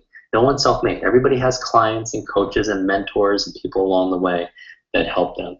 And so the question I receive more than anything, one of the questions I get says this: Jim, I'm struggling. And these are some of the Facebook comments that people have left right down below the videos. I'm overloaded. I feel like I'm getting older. I'm overwhelmed. I'm not learning things like I used to. My memory is shot. Can you help me? Can you help me? Can you be my coach? And the answer is yes. So I want to introduce you right now to the 12 memory superpowers. These are the 12 superpowers that we're going to activate together in this masterclass. If you choose to enroll and to register in it, I'm going to share with you these 12 superpowers, and I'm going to share with you a big gift. All right, a big gift as a thank you for joining this program. And also, I'm going to stay afterwards and answer all your questions and give you a few more lessons also as well. But I want to give you this over the next couple of minutes really, really fast. So basically, this is it, your memory superpowers. And this is what it's all about, is we live in an age of information, right? We live in an age of information, a world of information where mind power is replaced muscle power. You know, brain strength is replaced brute strength. And where the right knowledge is not only power, the right knowledge is profit. And I don't just mean financial profit. That's obvious. We've been talking about this in the whole webinar. It's for your, but I mean the treasures in all your life, your health, your business, your relationships. But it really comes down to how fast you can learn, right? Because I know that's one of the biggest challenges people have. Because yet, have there been times in your life where you feel like you've struggled with learning something brand new? Maybe that, this is you right here. Maybe you've been part of a team at work one time. You felt like you're completely incapable of keeping up with everybody else. Or you're worried that you couldn't learn something new fast enough on the job, that you're going to be judged by your coworkers, that your boss is going to look at you and just think you're not capable of keeping up to speed. Or maybe you're frustrated that you can't remember what you need to, when you need to, that you constantly have to do, what this woman is doing, just looking things up. It's embarrassing, and I know exactly what that feels like. Maybe you're embarrassed because socially you couldn't remember someone's name. You heard it 2 or 3 times. Or worse, what makes it worse is sometimes they remember your name. It gets really awkward. And you're like, how do I know this person? Where do I know this person from? Maybe they've told you their name several times. Maybe something like that is, when we're talking about impact and influence, that's killing a deal. It's hurting a relationship. Maybe you felt awkward or weird because you couldn't recall something that everyone else seemed to know. Maybe you spent all night studying for an exam or preparing for an important meeting. Maybe you feel overloaded or overwhelmed with information that you really need to absorb. Maybe you notice that senior moments are coming a little bit early. Maybe it's coming a little bit early for someone that you love. You feel a little absent-minded, feeling worried that something's happening, inside. And I'm here to say there's hope. Not only hope, there's real help. And that's what I want to share with you. I've literally spent my entire adult life, over a 20-year career, showing people exactly how to overcome all of these challenges and much, much, much more. Much, much more. Because I believe there's a genius. There's a genius inside of you, a superpower that's ready to be unlocked. And you're not alone, because we're in this together. That's the thing. You're not alone. You have help. Because together we could do this. I'd like to take you by the hand, show you the same things I teach major CEOs, helping them memorize their speeches, teaching celebrities to be able to memorize their scripts, memorize their lines, helping thousands of entrepreneurs around the world, literally in over 120 countries, learn how to network, how to remember names, or how to be able to memorize their sales pitches, their sales scripts, remember important information, product information, client information, or take on, a new career, a new subject, a new skill, a new sales training, new negotiation, or something like that. Because you could do it. Because that's the key to optimizing your brain and your ability to learn. Look, you and I both know that to optimize your ability to learn things faster, to optimize your brain, to learn things, to get ahead faster, because once you learn these simple strategies of how your memory works, you can work your memory. And it's both real and it's rewarding. No matter your age, no matter your background, no matter your diet and your level of education, you never have to say things like, I forgot, that I don't know, simply because your brain isn't where you'd like it to be, or because you've been told by, because basically you've never been told these things, right? Maybe you've been told that, you're not good enough, you're not smart enough, but I'm here to tell you a different kind of learning, that there are really shortcuts, because you haven't been shown these shortcuts. You haven't been shown these brain hacks on how to learn, how to memorize things that you want, how to do it quickly. We're going to get ahead. You're all about to get a brand new experience, and it's starting now. It's starting now. Because what I'd like to tell you about in this video, before I answer your questions and teach you some more stuff, is how to have a brand new experience in your life. Where you're totally skilled, totally competent at anything that you want to take on. That you could, have deep confidence again. That you could walk into any room, any situation, knowing that your mind, that your memory, that your mental game is as sharp and unstoppable as ever. and literally as sharp as unstoppable as ever, that you can be thrown in any curveball at work that you have at your command, at your mental fingertips, everything that's ever happened in your past, so that you don't have to wonder, hey guys, can you pull out the minutes and the notes from the last meeting? Literally, not anymore. We're in a fixed forgetfulness. We're in a fixed forgetfulness, so you're not going to have to deal with this. You know what's been discussed in the last meeting. Your brain, your memory is going to operate at a whole new level of strength and speed that you ever imagined. And the reason why you suffered before is not your fault. It's not your fault. It's because you've never had the training. That's the biggest thing, is you've never had the training. I bet no one has ever sat you down and just said, hey, this is how you do this, right? Remember, I was the kid that couldn't get ahead. In order to keep up, I would not sleep, I would not eat, I was frustrated. I spent months and months studying the brain, information learning theory, adult learning theory, multiple intelligence, how my memory worked. Months. And that's the challenge, because I struggled, and you heard what happened, in college when I ended up in the hospital. I was so frustrated. I was thinking there has to be a better way. And so I spent months, I read everything. And I learned everything. And basically, I don't want you to have to go through the same thing. Because here's what's exciting for you today. Here's what's really exciting for you today. I finally figure out how to do it. I finally figure out how to codify all that I've learned. And it won't take you forever. It won't take you 12 years. It took me more. It won't take you even 12 months. It'll take you 12 weeks. That's it. In 12 weeks, I could triple your memory. Guaranteed. And so here's the thing. In all the 12-week programs, what we're going to do is I'm going to tell you about this quick recall masterclass and live coaching that I'm doing. And I'm going to show you over the next 3 months, how you can be the world's smartest, most successful, how literally the smartest and most successful people learn, how they choose to learn, how they decide to learn at a very early time. And you're going to be able to do the same thing. And that's what I'm going to teach you in 12 weeks. And I'm literally going to take you by the hand. Every week, I'm going to send you a new video. Every Monday, you're going to receive a brand new video training from me. And you go through it on the internet very simply, 24/7. You can log into it and have access to it. And every single week, you're going to get a brand new training. I'm going to tell you what those 12 superpowers are. These 12 superpowers are going to revolutionize your life. They revolutionize your life completely. And you're going to be able to do things. Like you're going to be able to memorize phone numbers, your schedule, important facts at your command. You're going to be able to learn how to learn. You're going to learn how to memorize languages faster. You're going to be able to master, your next speech. You're going to be able to master your next script or anything that you need to learn. You're going to be able to be right on point. Right on point. They say that, and here's why. Is because, I have what a lot of people, I have the honor, I don't call it this, but they have the honor of what people call it to be a secret weapon in corporate America. I'm the go-to memory coach in Hollywood. But what I'm most proud of is our online programs that I mentioned before, helping people in over 120 countries. 120 countries. And not because it was easy for me to learn, but because it was really hard, because I didn't have a coach.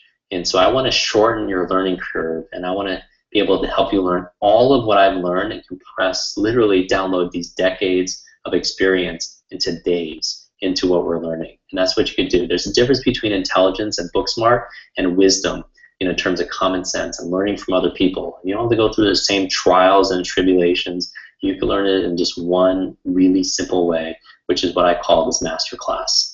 And so this is the masterclass, and these are your 12 superpowers of memory, your 12 superpowers of memory.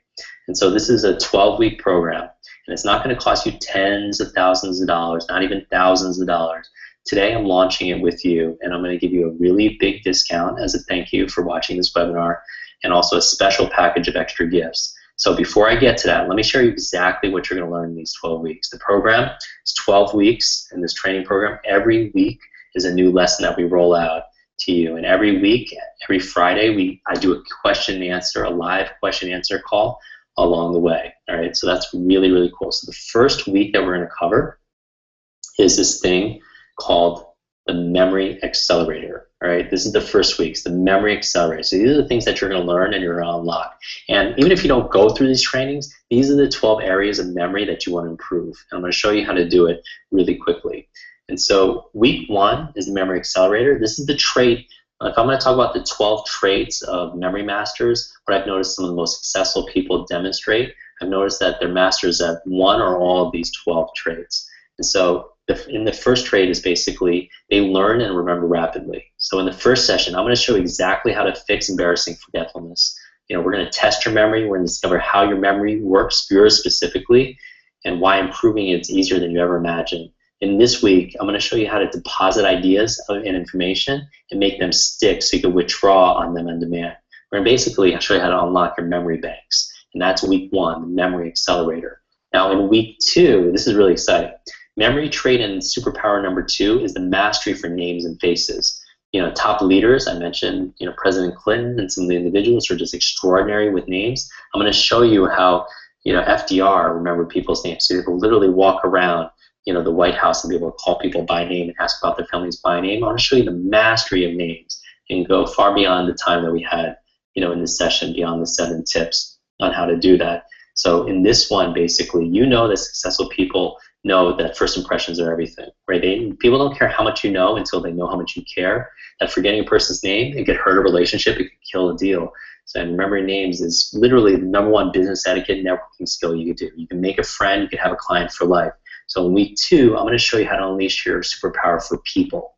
To never draw a memory blank when it comes to names. Confidently remember names and faces using the same techniques master networkers rely on to what they call own the room. And that's what I'm going to show you how. Because I've trained a lot of the top networkers in the world on how to go into a room and be able to remember everything that they need to be able to do. I'm going to show you how to remember their names and all the information about these people. So when you can walk into a room of people, leave saying goodbye to all their names, they're all going to remember who? You.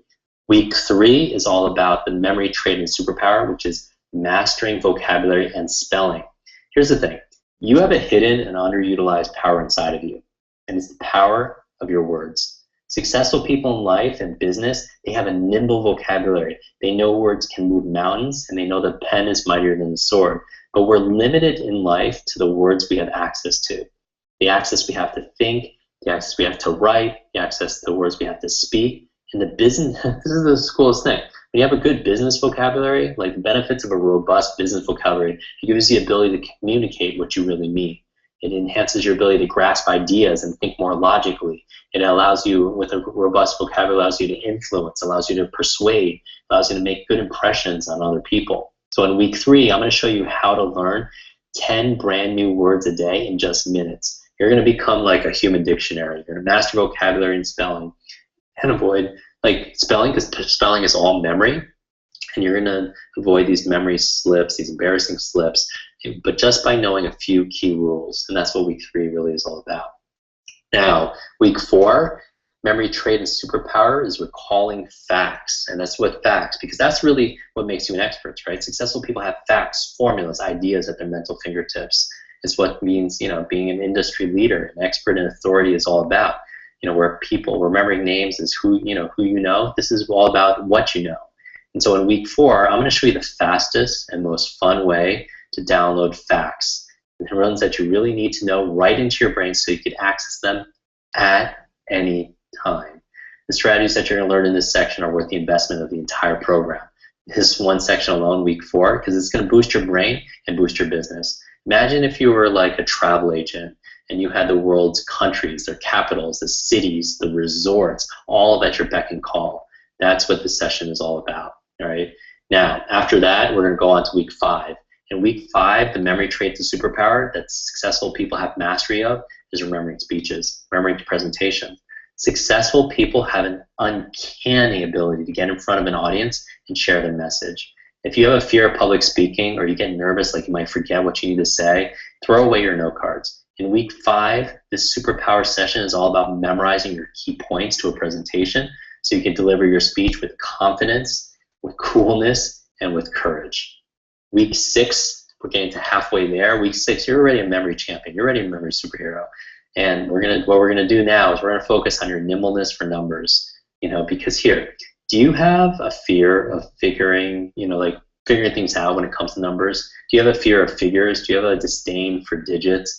We live in a world full of numbers. We just do. It's the international language. Successful people in business have a high level of mastery of measurements, a non-forgetfulness of figures and finance. It's their money, it's their accounts, it's stock prices, it's investment. Yet the average person can only hold about 7 digits in his or her working memory at any given time. That's a challenge. So in week 6, I'm going to share with you an ancient code of memory that will expand. It will multiply what you can store in your memory banks. For memorizing, things like PIN numbers to credit card numbers to important phone numbers and much, much more. You're going to be a master of numbers. Week 7 is the memory trait and superpower is saving the dates. Your productivity every single day, and we're talking about productivity each day, it completely is dependent on your schedule, right? Successful people navigate life's important events, their meetings, they make every single day unforgettable. So on days that you're really busy and you're distracted, what is the cost of missing an important call? What is the cost of a critical meeting that you miss or someone's birthday that you miss in your personal life? In week 7, I'm going to pull back the curtains and I'm going to show you how many of the top achievers in the world automatically remember birthdays. They automatically remember anniversaries. They automatically remember important appointments, and they're on time without looking at their calendar. And that's how important it is to memorize your schedule, to have it at your mental fingertips. Now, in week 8, this is a big one. I'm going to cover the superpower, the memory trait that master memory people have, superpower of step-by-step smarts. And what does that mean? What happens if you dial the phone number in the wrong order on your phone? What happens if you dial in the wrong number? What if you put in a combination, the right numbers, but the wrong combination, the wrong order in the lock? You're not going to have a very successful call, right? You're not going to open up the lock. Successful people know that there's a syntax, there's a sequence to success. So in week 8, I'm going to show you how to unleash your superpower for remembering simple or complicated things in the right order. So what falls in this category?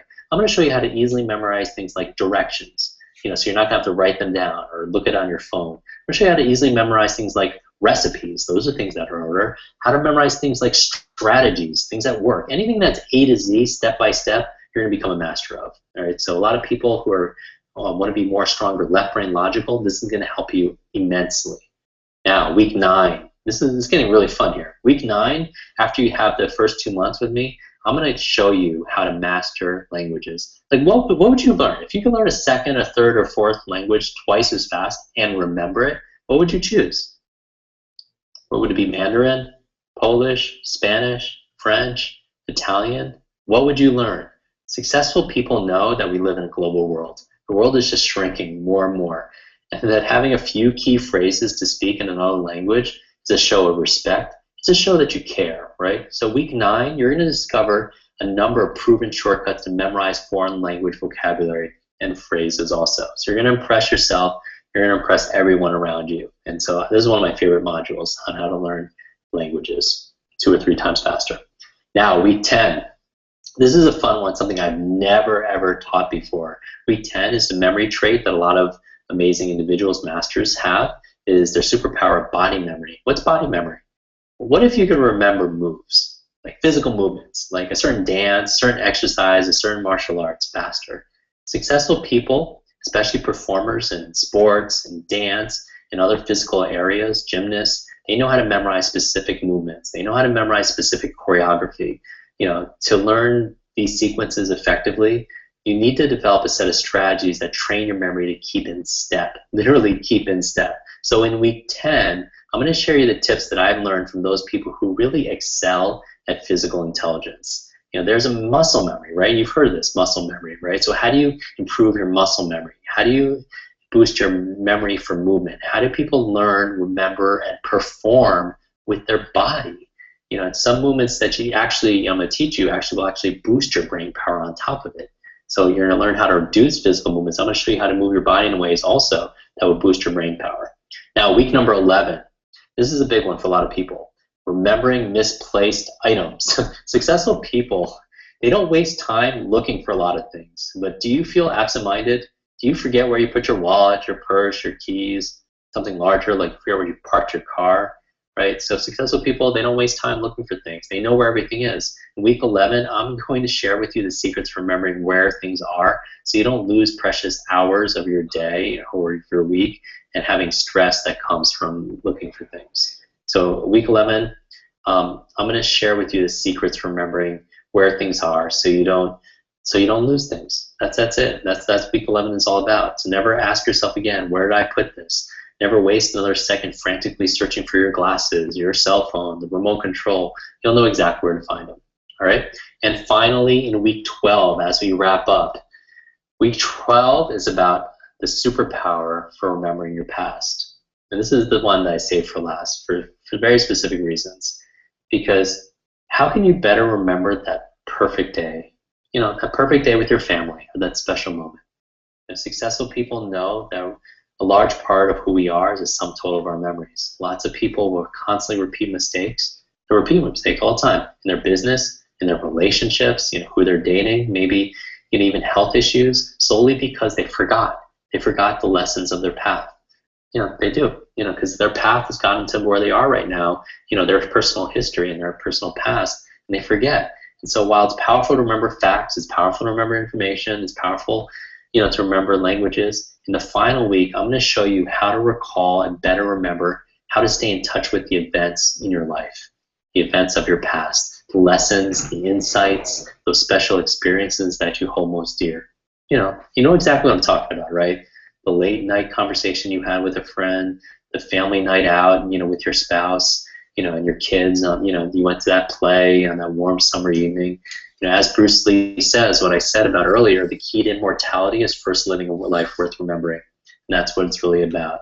So that's the 12 weeks. 3 months, I will triple your memory for each of these dozen superpowers. And here's the thing.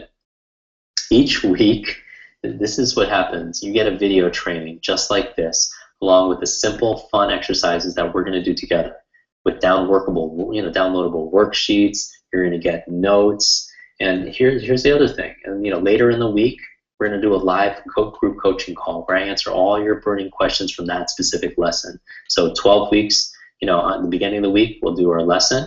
And then later in that week, you know, on that Friday, we'll do a live call and people can answer all their questions. It's a live coaching call, you know, that you can listen to. And even if you can't listen to it at that specific time, you can download it also. And so for your convenience, and you can enjoy it any time. Because here's the thing. Each week, everything here is recorded for you. So when you register today, this is what's going to happen. You're going to register. When you register today, you're going to be able to get lifetime access to everything here. So as a bonus, I'm going to give you lifetime access to this. So it goes beyond the 12 weeks, 3 months that we spend together. That means you can come back to it anytime you need. It could be a year from now. It could be 10 years from now. Let's say that in a few months you have to go to an important business conference and you want to review your lesson on how to remember names. You have it. You know, maybe next year later on you're taking this dream trip to Italy or somewhere else and you want to memorize a language or study the art there in advance, and you have those modules available to you, you know, and your family. And that's the big thing, right? Because now obviously this program is so comprehensive. It's really the only one that exists that I even know of. I believe it's the best in the world. You know, and then it's not just because I believe in this program, it's because I believe in you. It's because I've been studying this for so long and working with some of the most amazing people. You know, this is the program that I've really honed, spending time with some of the top CEOs and celebrities, top authors in the world. And so I know this can make a difference for you. It's a program that I wish I really had all those years ago. It's a program that I have my closest friends going through and benefiting from. You know, because here's the thing. You know, as a matter of fact, the reason why I know it works is because I tested on all these people. And this, you know, 3-month program, you know, with all these modules, all these coaching calls, all these lifetime access, I'm not charging you the tens of thousands of dollars that we charge our high-end clients. And it's worth, I think it's worth 10 times that. So let me ask you a question. Let me ask you this question, because this is probably the most important question that there is out of all of this. All right. Is this. What is shortening your learning curve to make you faster in learning and remembering anything you desire really worth? What is it? What is it worth to you? What is it worth to you to be able to take on a new language, to be able to take on a new skill, to be able to be top in your field, to be able to literally do the things that you never thought that you could do before? What would it be worth? Here's the thing. There's a legacy to learning. And one of the things I think that what a lot of the reasons why people get involved in these kind of programs is not just what it does for you, it's what it does for your kids. You know, because this works from students to seniors, educators to entrepreneurs to many of the top world's founders, this 3-month program with all the modules and coaching access and everything that's here, you could be the person at work who's considered to be on the ball, the smartest person in the room. You could be the person who learns that next language faster than you ever imagined. You could be the person, when we're talking about legacy and learning, to be able to help your kids, right? Because that's the legacy that's more important than probably anything for a lot of people. It's how do you pass this on to your kids? So this course here, let's get down to it. This course is $3,000, but today you could join for less than that. You could join for 50% of that, actually less than 50%. This course is only $497 per month for this 3-month program. When you break that down, that's less than $17 a day to be a memory master. And so a lot of people find that after the first week or two, it completely pays for itself. Just not having to spend the extra hour a day looking for things and finding your notes, and the time it saves you to memorize things 2 or 3 times faster, saving an hour a day over the course of a year, that's 365 hours. To put that in a different way, 365 hours, that's 9 40-hour work weeks. That's 2 months of productivity that you get back just by becoming a memory master and saving just 1 hour a day, and just from looking for things, or just the hour you save every single day from trying to memorize things that would normally take you 3 or 4 hours. And so you could do it at $497 per month. This is today's special, and that's a 3-month program. That's less than $17 a day. Or you could do it for one payment special of $997, and that's where your maximum saving is. But I want to make sure that you really understand the real value of this. So I want to make sure that you enroll not because you're just really excited about it, but because you know that this is really for you. All right, I want you to enroll because this course is starting right away, and so we want you to register right now. And so here, I'm going to offer you 4 fast action bonus gifts to make sure you do it now as a thank you, because we talked about procrastination. We talked about simple things you could do right now. We talked about the power of coach and consistency and challenge and competency. That's what this course is to you. This is what it means. This is why I designed it this way. So as a thank you, I'm going to give you 4 gifts that we don't give away. These are what I call fast action, quick bonus gifts. These are 4 gifts that as a thank you for taking action, taking the first simple step. All right, so the first bonus is what I call the Masterclass coaching calls. These are the live calls that we do every single week. And a few days after each lesson, I'm going to answer your burning questions on that session. So you can learn on these calls online. You can download them at your convenience. You can put them on your phone. You can listen to them in the car. These are coaching calls. They're full of gems and action steps. Just one idea on these coaching calls would be worth it, for you. It'll change your direction, your destination, where you're headed. The second bonus is what I call the quick recall crash course. And this is something you get immediately right away, okay? So right when you enter and you enroll in this program, I'm going to give you this too as a gift. And basically what this is the only live event we've ever done in 10 years. And this is a 4-camera behind closed doors footage of the entire event. And if you want to come to this is an event students paid recently $2,000 to attend of 1 full day live training. And so you're going to get the entire footage unedited, and you're going to get a big advantage in your memory improvement because you can start this right away. And this is your opportunity to really start in a very, very big way. So the next gift you're going to get are extra memory trainings. What does that mean? Bonus memory trainings. And basically what it is you're going to receive instant these trainings that you're going to get on the area of memory that go beyond the 12 weeks. So in addition to the 12 weeks, you're going to get a program that I call Word for Word. And Word for Word is an awesome training program. I'm really proud of this program. It's not what we cover in the Masterclass, but how do you tap into the same shortcuts that I teach Hollywood actors to memorize scripts, to memorize poetry, to memorize quotes? Anything that's word for word, I'm going to show you how to do that. Bonus extra training number 2 is Dream On.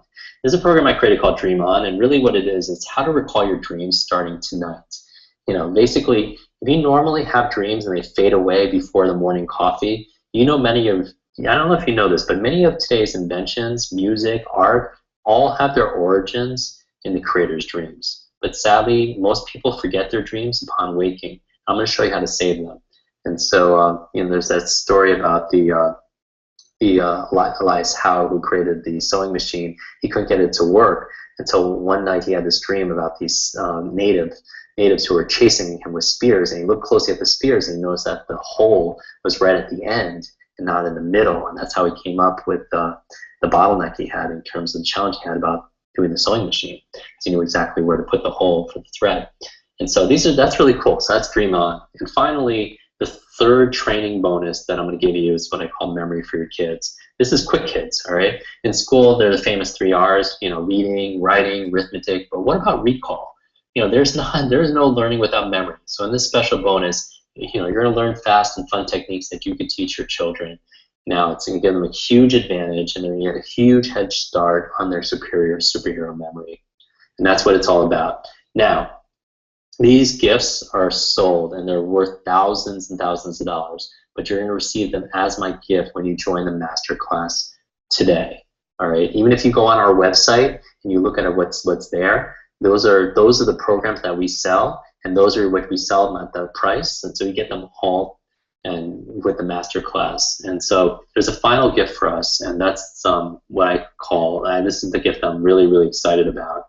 And this is the best. I want you to get the best results in this ever. And I also want to meet you personally very, very much, because I love these kind of live webinars, but I love actually being in the same room.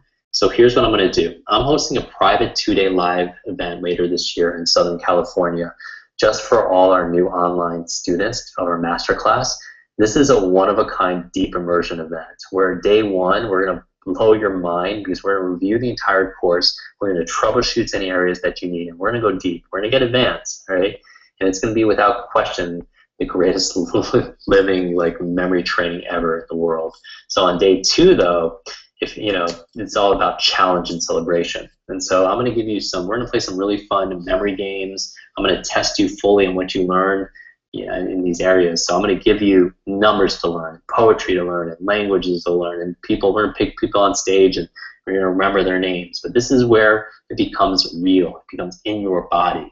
And so that's what we're going to do. And in day 2, we're also going to have games and prizes, and we're going to finish with graduation certificates for everybody.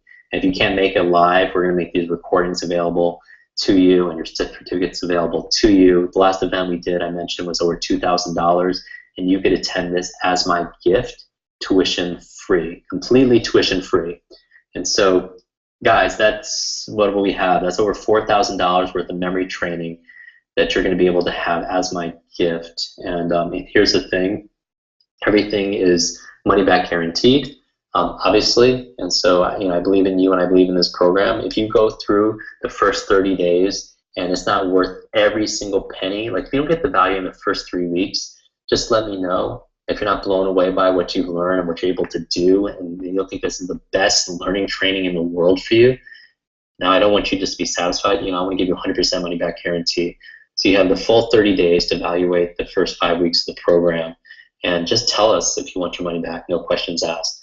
But tell you what, I want you to believe in this, that this is really the best training for you that you've ever heard of. If you don't feel that's the case, then ask for your money back. We're striving for world class here, my friends. And I know that this will help you, and I want to help you do it right now. So that's what I'm shooting for. And if you want to get involved in this and be part of this, all you have to do is click the button down below this video, the Register Now button. That's why I'm shooting this webinar, and I'm here with you right now, is because this program is going to be starting very, very soon, and you can get access to it right now, especially the crash course, which you're going to want to do, especially if you really enjoyed this program.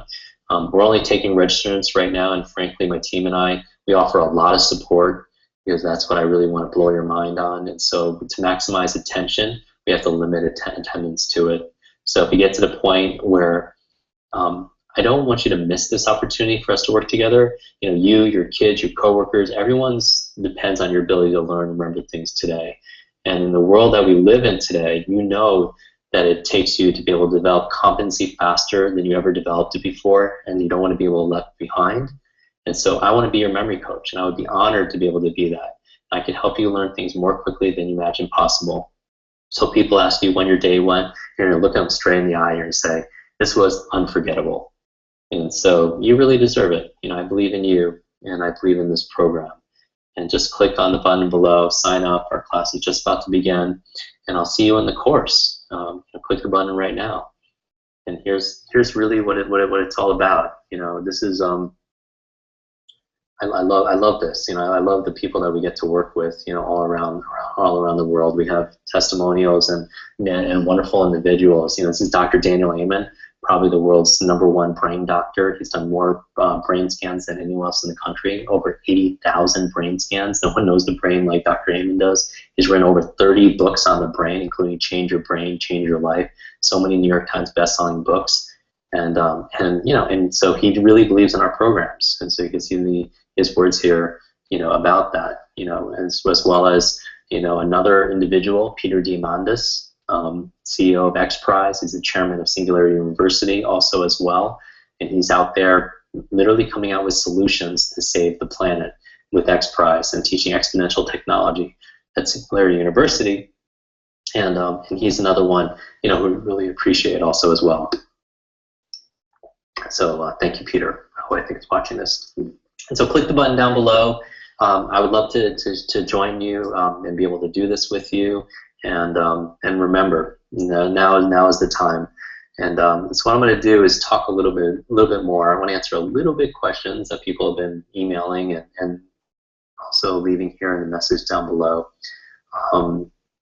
Someone's asking about this is actually topical because actually, let me put this slide in here. See if I can add this slide into this video. Okay, someone's asking about, is your memory, how does it work? Is it a muscle? No, your brain is not really a muscle, but it does grow stronger with use.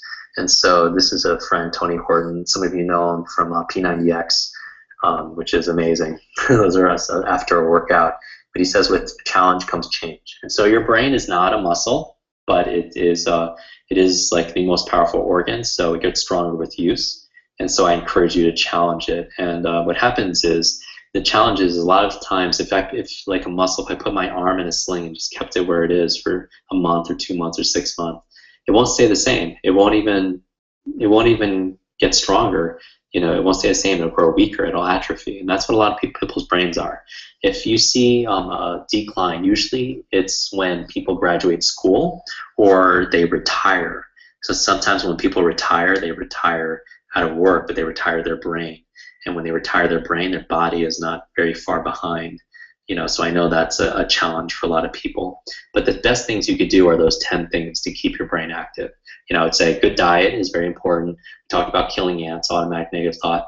Exercise, again, brain nutrients, because sometimes our soil doesn't have everything that we need in terms of our omegas and our oils or B vitamins and so on. Number 5 is a positive peer group. Be careful who you spend time with, because who you spend time with is who you become. After that, you'll make sure clean environment, regular deep sleep, where you're restorative. So that's where actually your memories are consolidated from short-term to long-term memory. And then brain protection, make sure you stay away from some of the crazy activities and sports where you could get concussions. Make sure you wear a helmet always when you're riding your bicycle and such. And then new learnings is number 9. Always challenge your brain to learn new things. And finally, number 10, stress management. So that's a big thing. I have this picture here. I'm just going to add this. Don't do this. This is not very smart for your brain. And so the disclaimer is do not do that, especially after a long climb. That's whatever yoga pose that is. Do not do that. Anyway, but this is signifying balance. And I would say that as we're closing this webinar, and I'll stay on a little bit longer to answer comments down below in the before we get kicked off on this video, but I'll stay down below answering Facebook comments and stuff. But the wrap-up is this. This is really what it's all about. It's about balance. It's about peace. It's about harmony. At least that is for me. If it resonates with you, if not, then that's okay too. But when your memory is strong, life is easier. When your memory and your brain are dependable, you don't have to stress as much. You have things under control. You walk into a room, you walk into a new situation, and you can handle it. And that's what it really is. It frees you up, and it gives you peace. And sometimes, because we lose our balance, we lose our life suffers in other area. Other areas when we lose our balance, it gets harder sometimes. We lose balance in our relationship. We lose balance in our career. We lose balance in our finances. We lose balance in our health. And so kind of what the focus has been in this training, in this conversation that we're having, is how do you regain balance? And I think part of it, a big part of that, a foundation, if you will, the bedrock of it, if you will, is a solid brain and a solid memory, because that's dependable. And that's where all your competencies lies. That's who you are, at a fundamental level. That's your identity, that's your beliefs, that's your insights, that's your experiences, that's your life lessons that you have, and you don't want to lose that. Someone asked, I was seeing like in the comments, like someone asked, like, why do you teach what you teach? I'll tell you exactly why. When I left that hospital, it was the scariest time of my life, and I gave myself 60 days to turn things around, and I did. I started getting better grades in less time when I started learning these skills, and I started to teach people that also. And I was teaching a few classes on campus, and one of the very first students, she was a freshman, and she ended up reading 30 books in 30 days. Now that's not typical. 30 books in 30 days, that's extraordinary. And I wanted to find out, not how she did it, I know how she did it, but I want to know why she did it, going back to motivation. And I find out that her mother was diagnosed with terminal cancer. She was given 60 days to live, and the books she was reading were books on health and wellness and psychology and mindset and success, spirit, anything she could get her hands on that could make a difference, because she was determined to save her mother's life. And when I heard that, I was just blown away. And I still get choked up even thinking about it, because at the time I'm 19 years old, and I wished her luck and I said prayers, and 6 months later I get a call from this young lady, and I hear, I don't even recognize her voice, because she's crying, and just so many tears, and they're tears of joy. And I find out that her mother not only survived, but is really starting to get better. Doctors don't know how. They don't know how. They call it a miracle. But her mother attributes it 100% to the great advice she got from her daughter that got him from these amazing books. And that's why I do what I do still to this day, is because, that is funny. She actually handed me one of those books after she finished them. And it was a book, she was in the book, still had the bookmarker, and it was a picture of her mother in the hospital. And she was using that as incentive and motivation for her to finish her reading. And it reminded me when I was in the hospital too. And it was an interesting time. Interesting side note is I picked up that book a little while later, and I read it because of her story.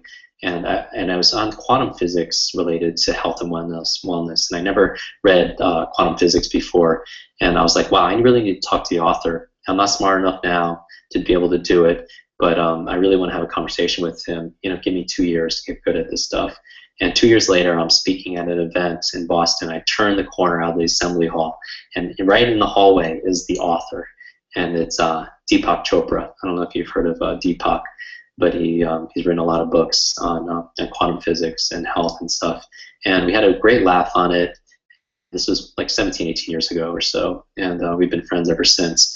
But he said this quote to me that's relevant to this, and I said, it was 2 years to the date, by the way. I said, I'm not ready to meet him. 2 years to the date. I put in my journal, 2 years to the date I meet him. And I talking about learning and new things. He's like, Jim, it's interesting that the average person has about 60,000 thoughts a day. I was like, there's no way. That's a lot of thoughts. He's like, the challenge, Jim, is 95% of the thoughts are the same thoughts they had yesterday and the day before that. And that's the big challenge. That's the really big challenge, is we're not learning new things.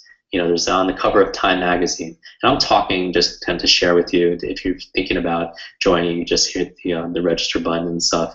But you can feel free to leave. But I'm just gonna kind of riff on a couple more lessons, as a thank you, since you're here, and I'll stay afterwards to leave more comments and stuff. But I kind of feel inspired about this, because if just one person gets what they need out of this story, then I've done my job. I've done, and that's what's important.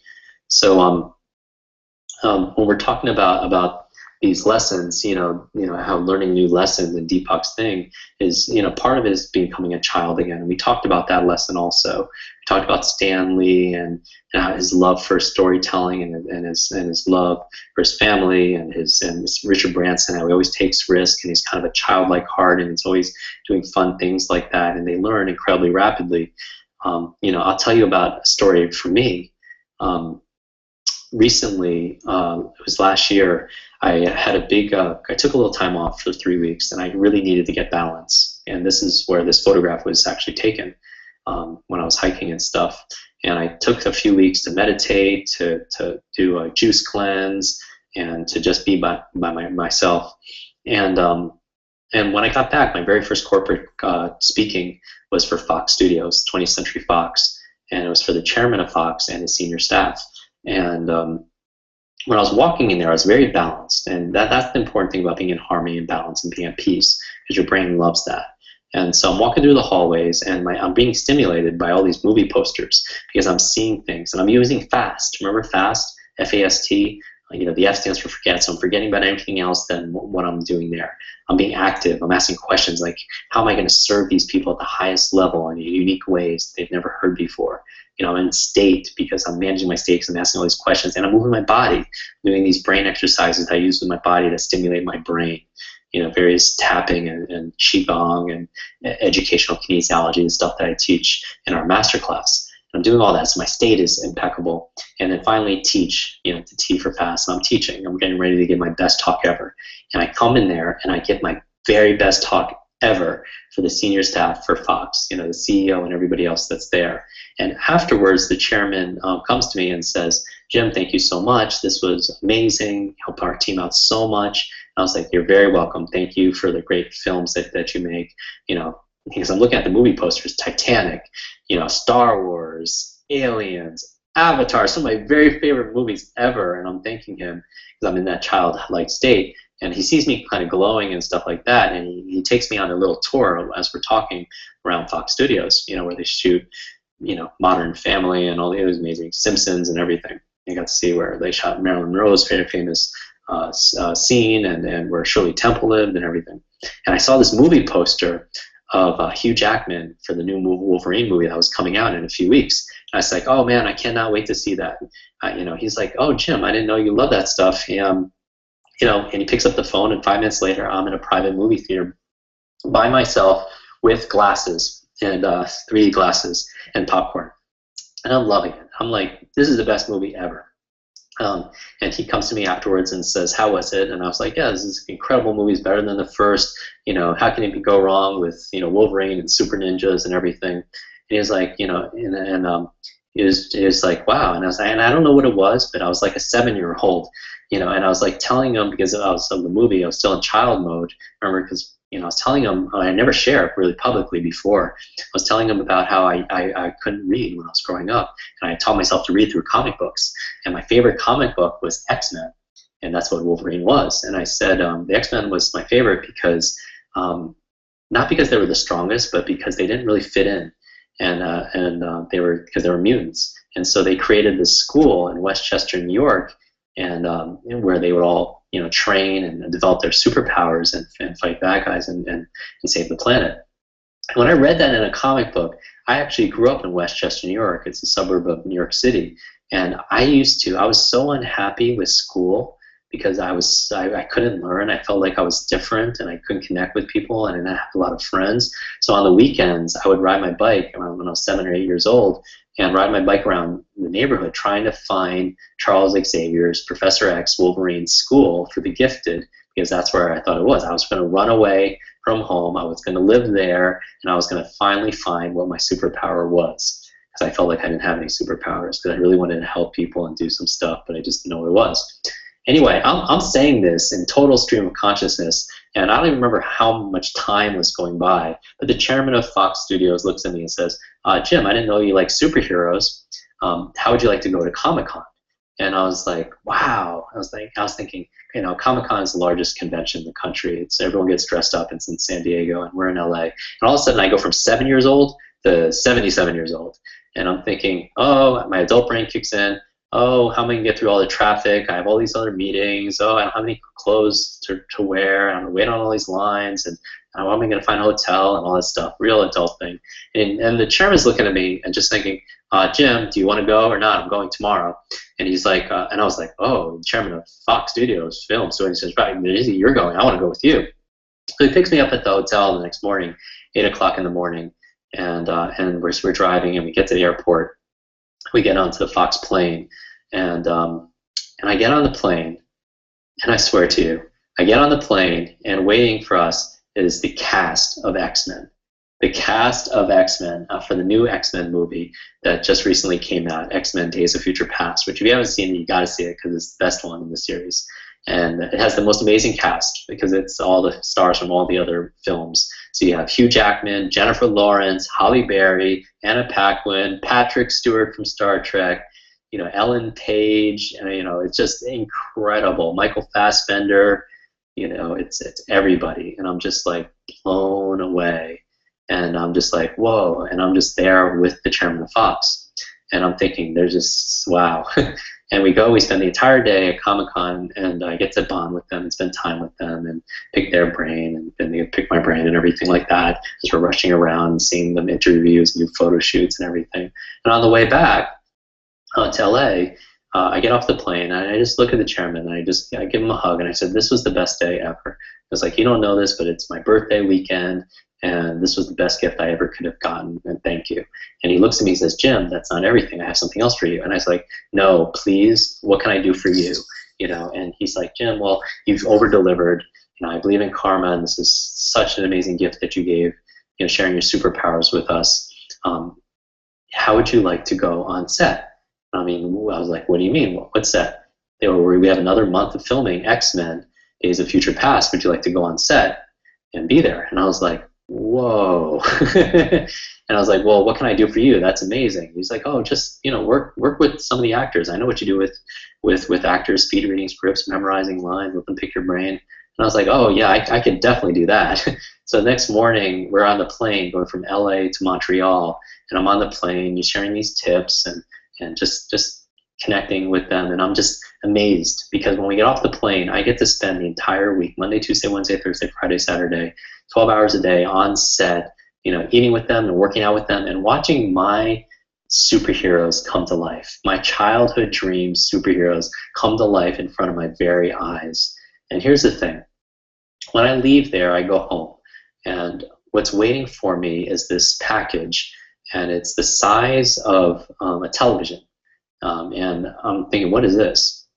And I open it, and it's this photograph. It's me. Actually, it's a different photograph. It's like this one. But it's me and the entire cast of X-Men. And it's a one-of-a-kind photograph. This doesn't exist anywhere. And the note in it says, from the chairman of Fox Studios, it says, Jim, thank you so much for sharing your superpowers with us.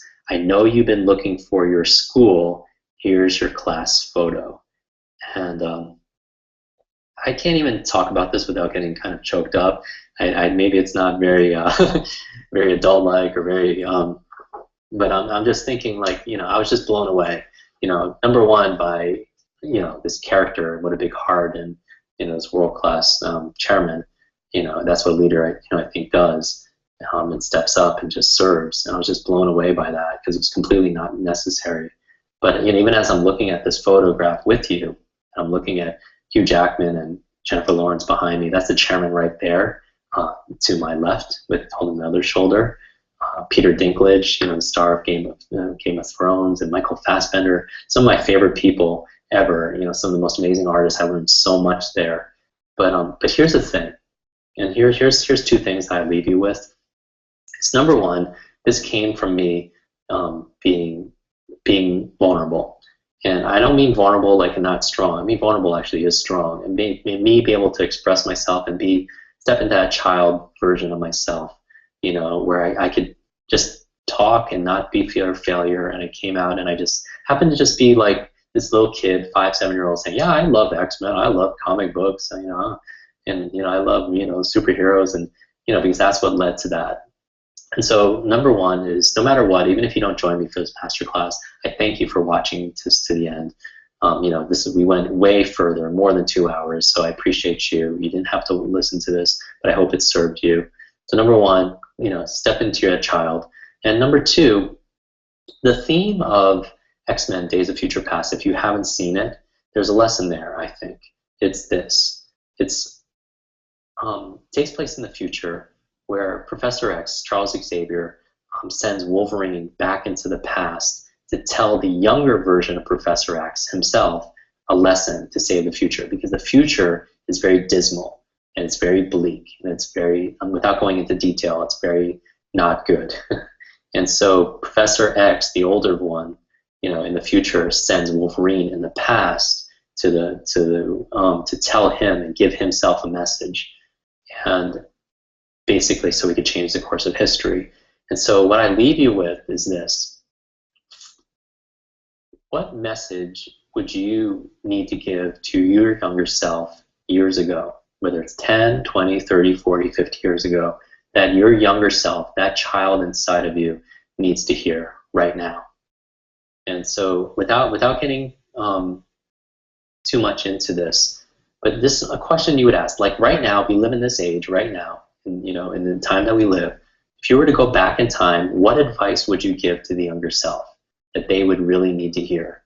And I would say this: is take a deep breath and give that message to your younger self, because I find that a lot of the work that I'm drawn to, or the work that I hopefully could add value to, is this area of transcending. Transcendence is like ending the trance that you're not good enough, that you're separate, that you have all these limitations. This mass hypnosis, this lie that we're told to, whether it's through marketing or through different beliefs that people have, or through government, is that you're not good enough, and that you're not smart enough, and that you're not connected. And I'm here to say that maybe there's another truth for you, that you are powerful, that you are strong, that you have the ability to live those things that you want to be able to be, do, have, and share with the world. And transcending is about ending that trance, ending the lie, and seeing things as they really are. And so what would you tell your younger self? What advice would you give about now? Maybe the simple advice to yourself is like, you are good enough, you are loved, you are these things that you needed to hear early on, but maybe you didn't. And then the other question I have for you is this: imagine you're going to project 10 years from now, and you're going to go back and give yourself this advice right now, and that you're 10 years older, you've aged 10 years now, and looking back at today, what advice would you do? What advice would you give yourself now? And even if you don't know what that answer is, I believe you do. I believe that the expert, again, is not necessarily me, or it's not necessarily the author or the person who's teaching. I think you know things. And I think learning is remembering, is not just what Socrates says, learning is remembering. I don't think he just meant take memory training so you can have a really good memory. I think that's part of it. But I think learning is remembering. It's just clear the BS, the limiting beliefs that you have, and really remember who you are. And so I think you are capable of going in the future and coming back and giving yourself the advice that you need to hear. And if this doesn't resonate with you, then I completely get that. But if you're listening to this and you hear what I'm saying, then thank you. And thank you regardless for just listening to me kind of ramble for 2.5 hours. I can tell you the memory class is not like this because I have you for 12 weeks.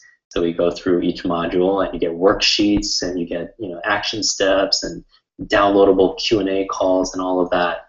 But when is now a good time to change your life? I believe if you're still watching this, then you're watching this for a reason. And I'll tell you flat out, I don't believe it's coincidence. I believe that there is a reason. And maybe you do end up looking back 1, 2, 3, 10 years from now, knowing that this was the time that everything changed for you. Just like for me when I was in that hospital bed. Just like this girl when she started reading the books. Just like any successful people where they had a turning point in their life. And so all these people that I'm talking about, Stan Lee and Richard Branson and Oprah, all these people, Tyra Banks, amazing. Recently had a dinner with her, and I'm telling you this because the conversation that we had just so impressed me. We were talking about pivoting, learning from our mistakes and pivoting, how she pivoted throughout her career, and she changed different directions, and she learned from it, and she got feedback, and she had first mover advantage in this area, and she was going after her blue ocean, if you're familiar with those strategies. All the things. I love learning. And through these conversations, I think reading is very important. We teach one of the most comprehensive speed reading programs in the world on it. And I also think just as powerful as reading is having a nice conversation. And I would love to have that conversation with you. So if I get to meet you live someday, maybe at our next event, and you're taking advantage of that free tuition as that bonus gift for joining our masterclass, I would love that. And I would love to hear your story, either connecting on Facebook or on Twitter or on Instagram, or just sending email to our company. You can find us, so our contact information is everywhere, or hopefully on the street one day, or at a hotel, in the audience, or one of our events. So anyway, thank you for watching this. I know your time is valuable, so I'm going to wrap up, and I hope to see you inside this program, if not now, sometime in the future. So God bless you. I wish your days be full of lots of life, lots of love, lots of laughter, and always lots of learning. Be unforgettable, everyone. Bye now.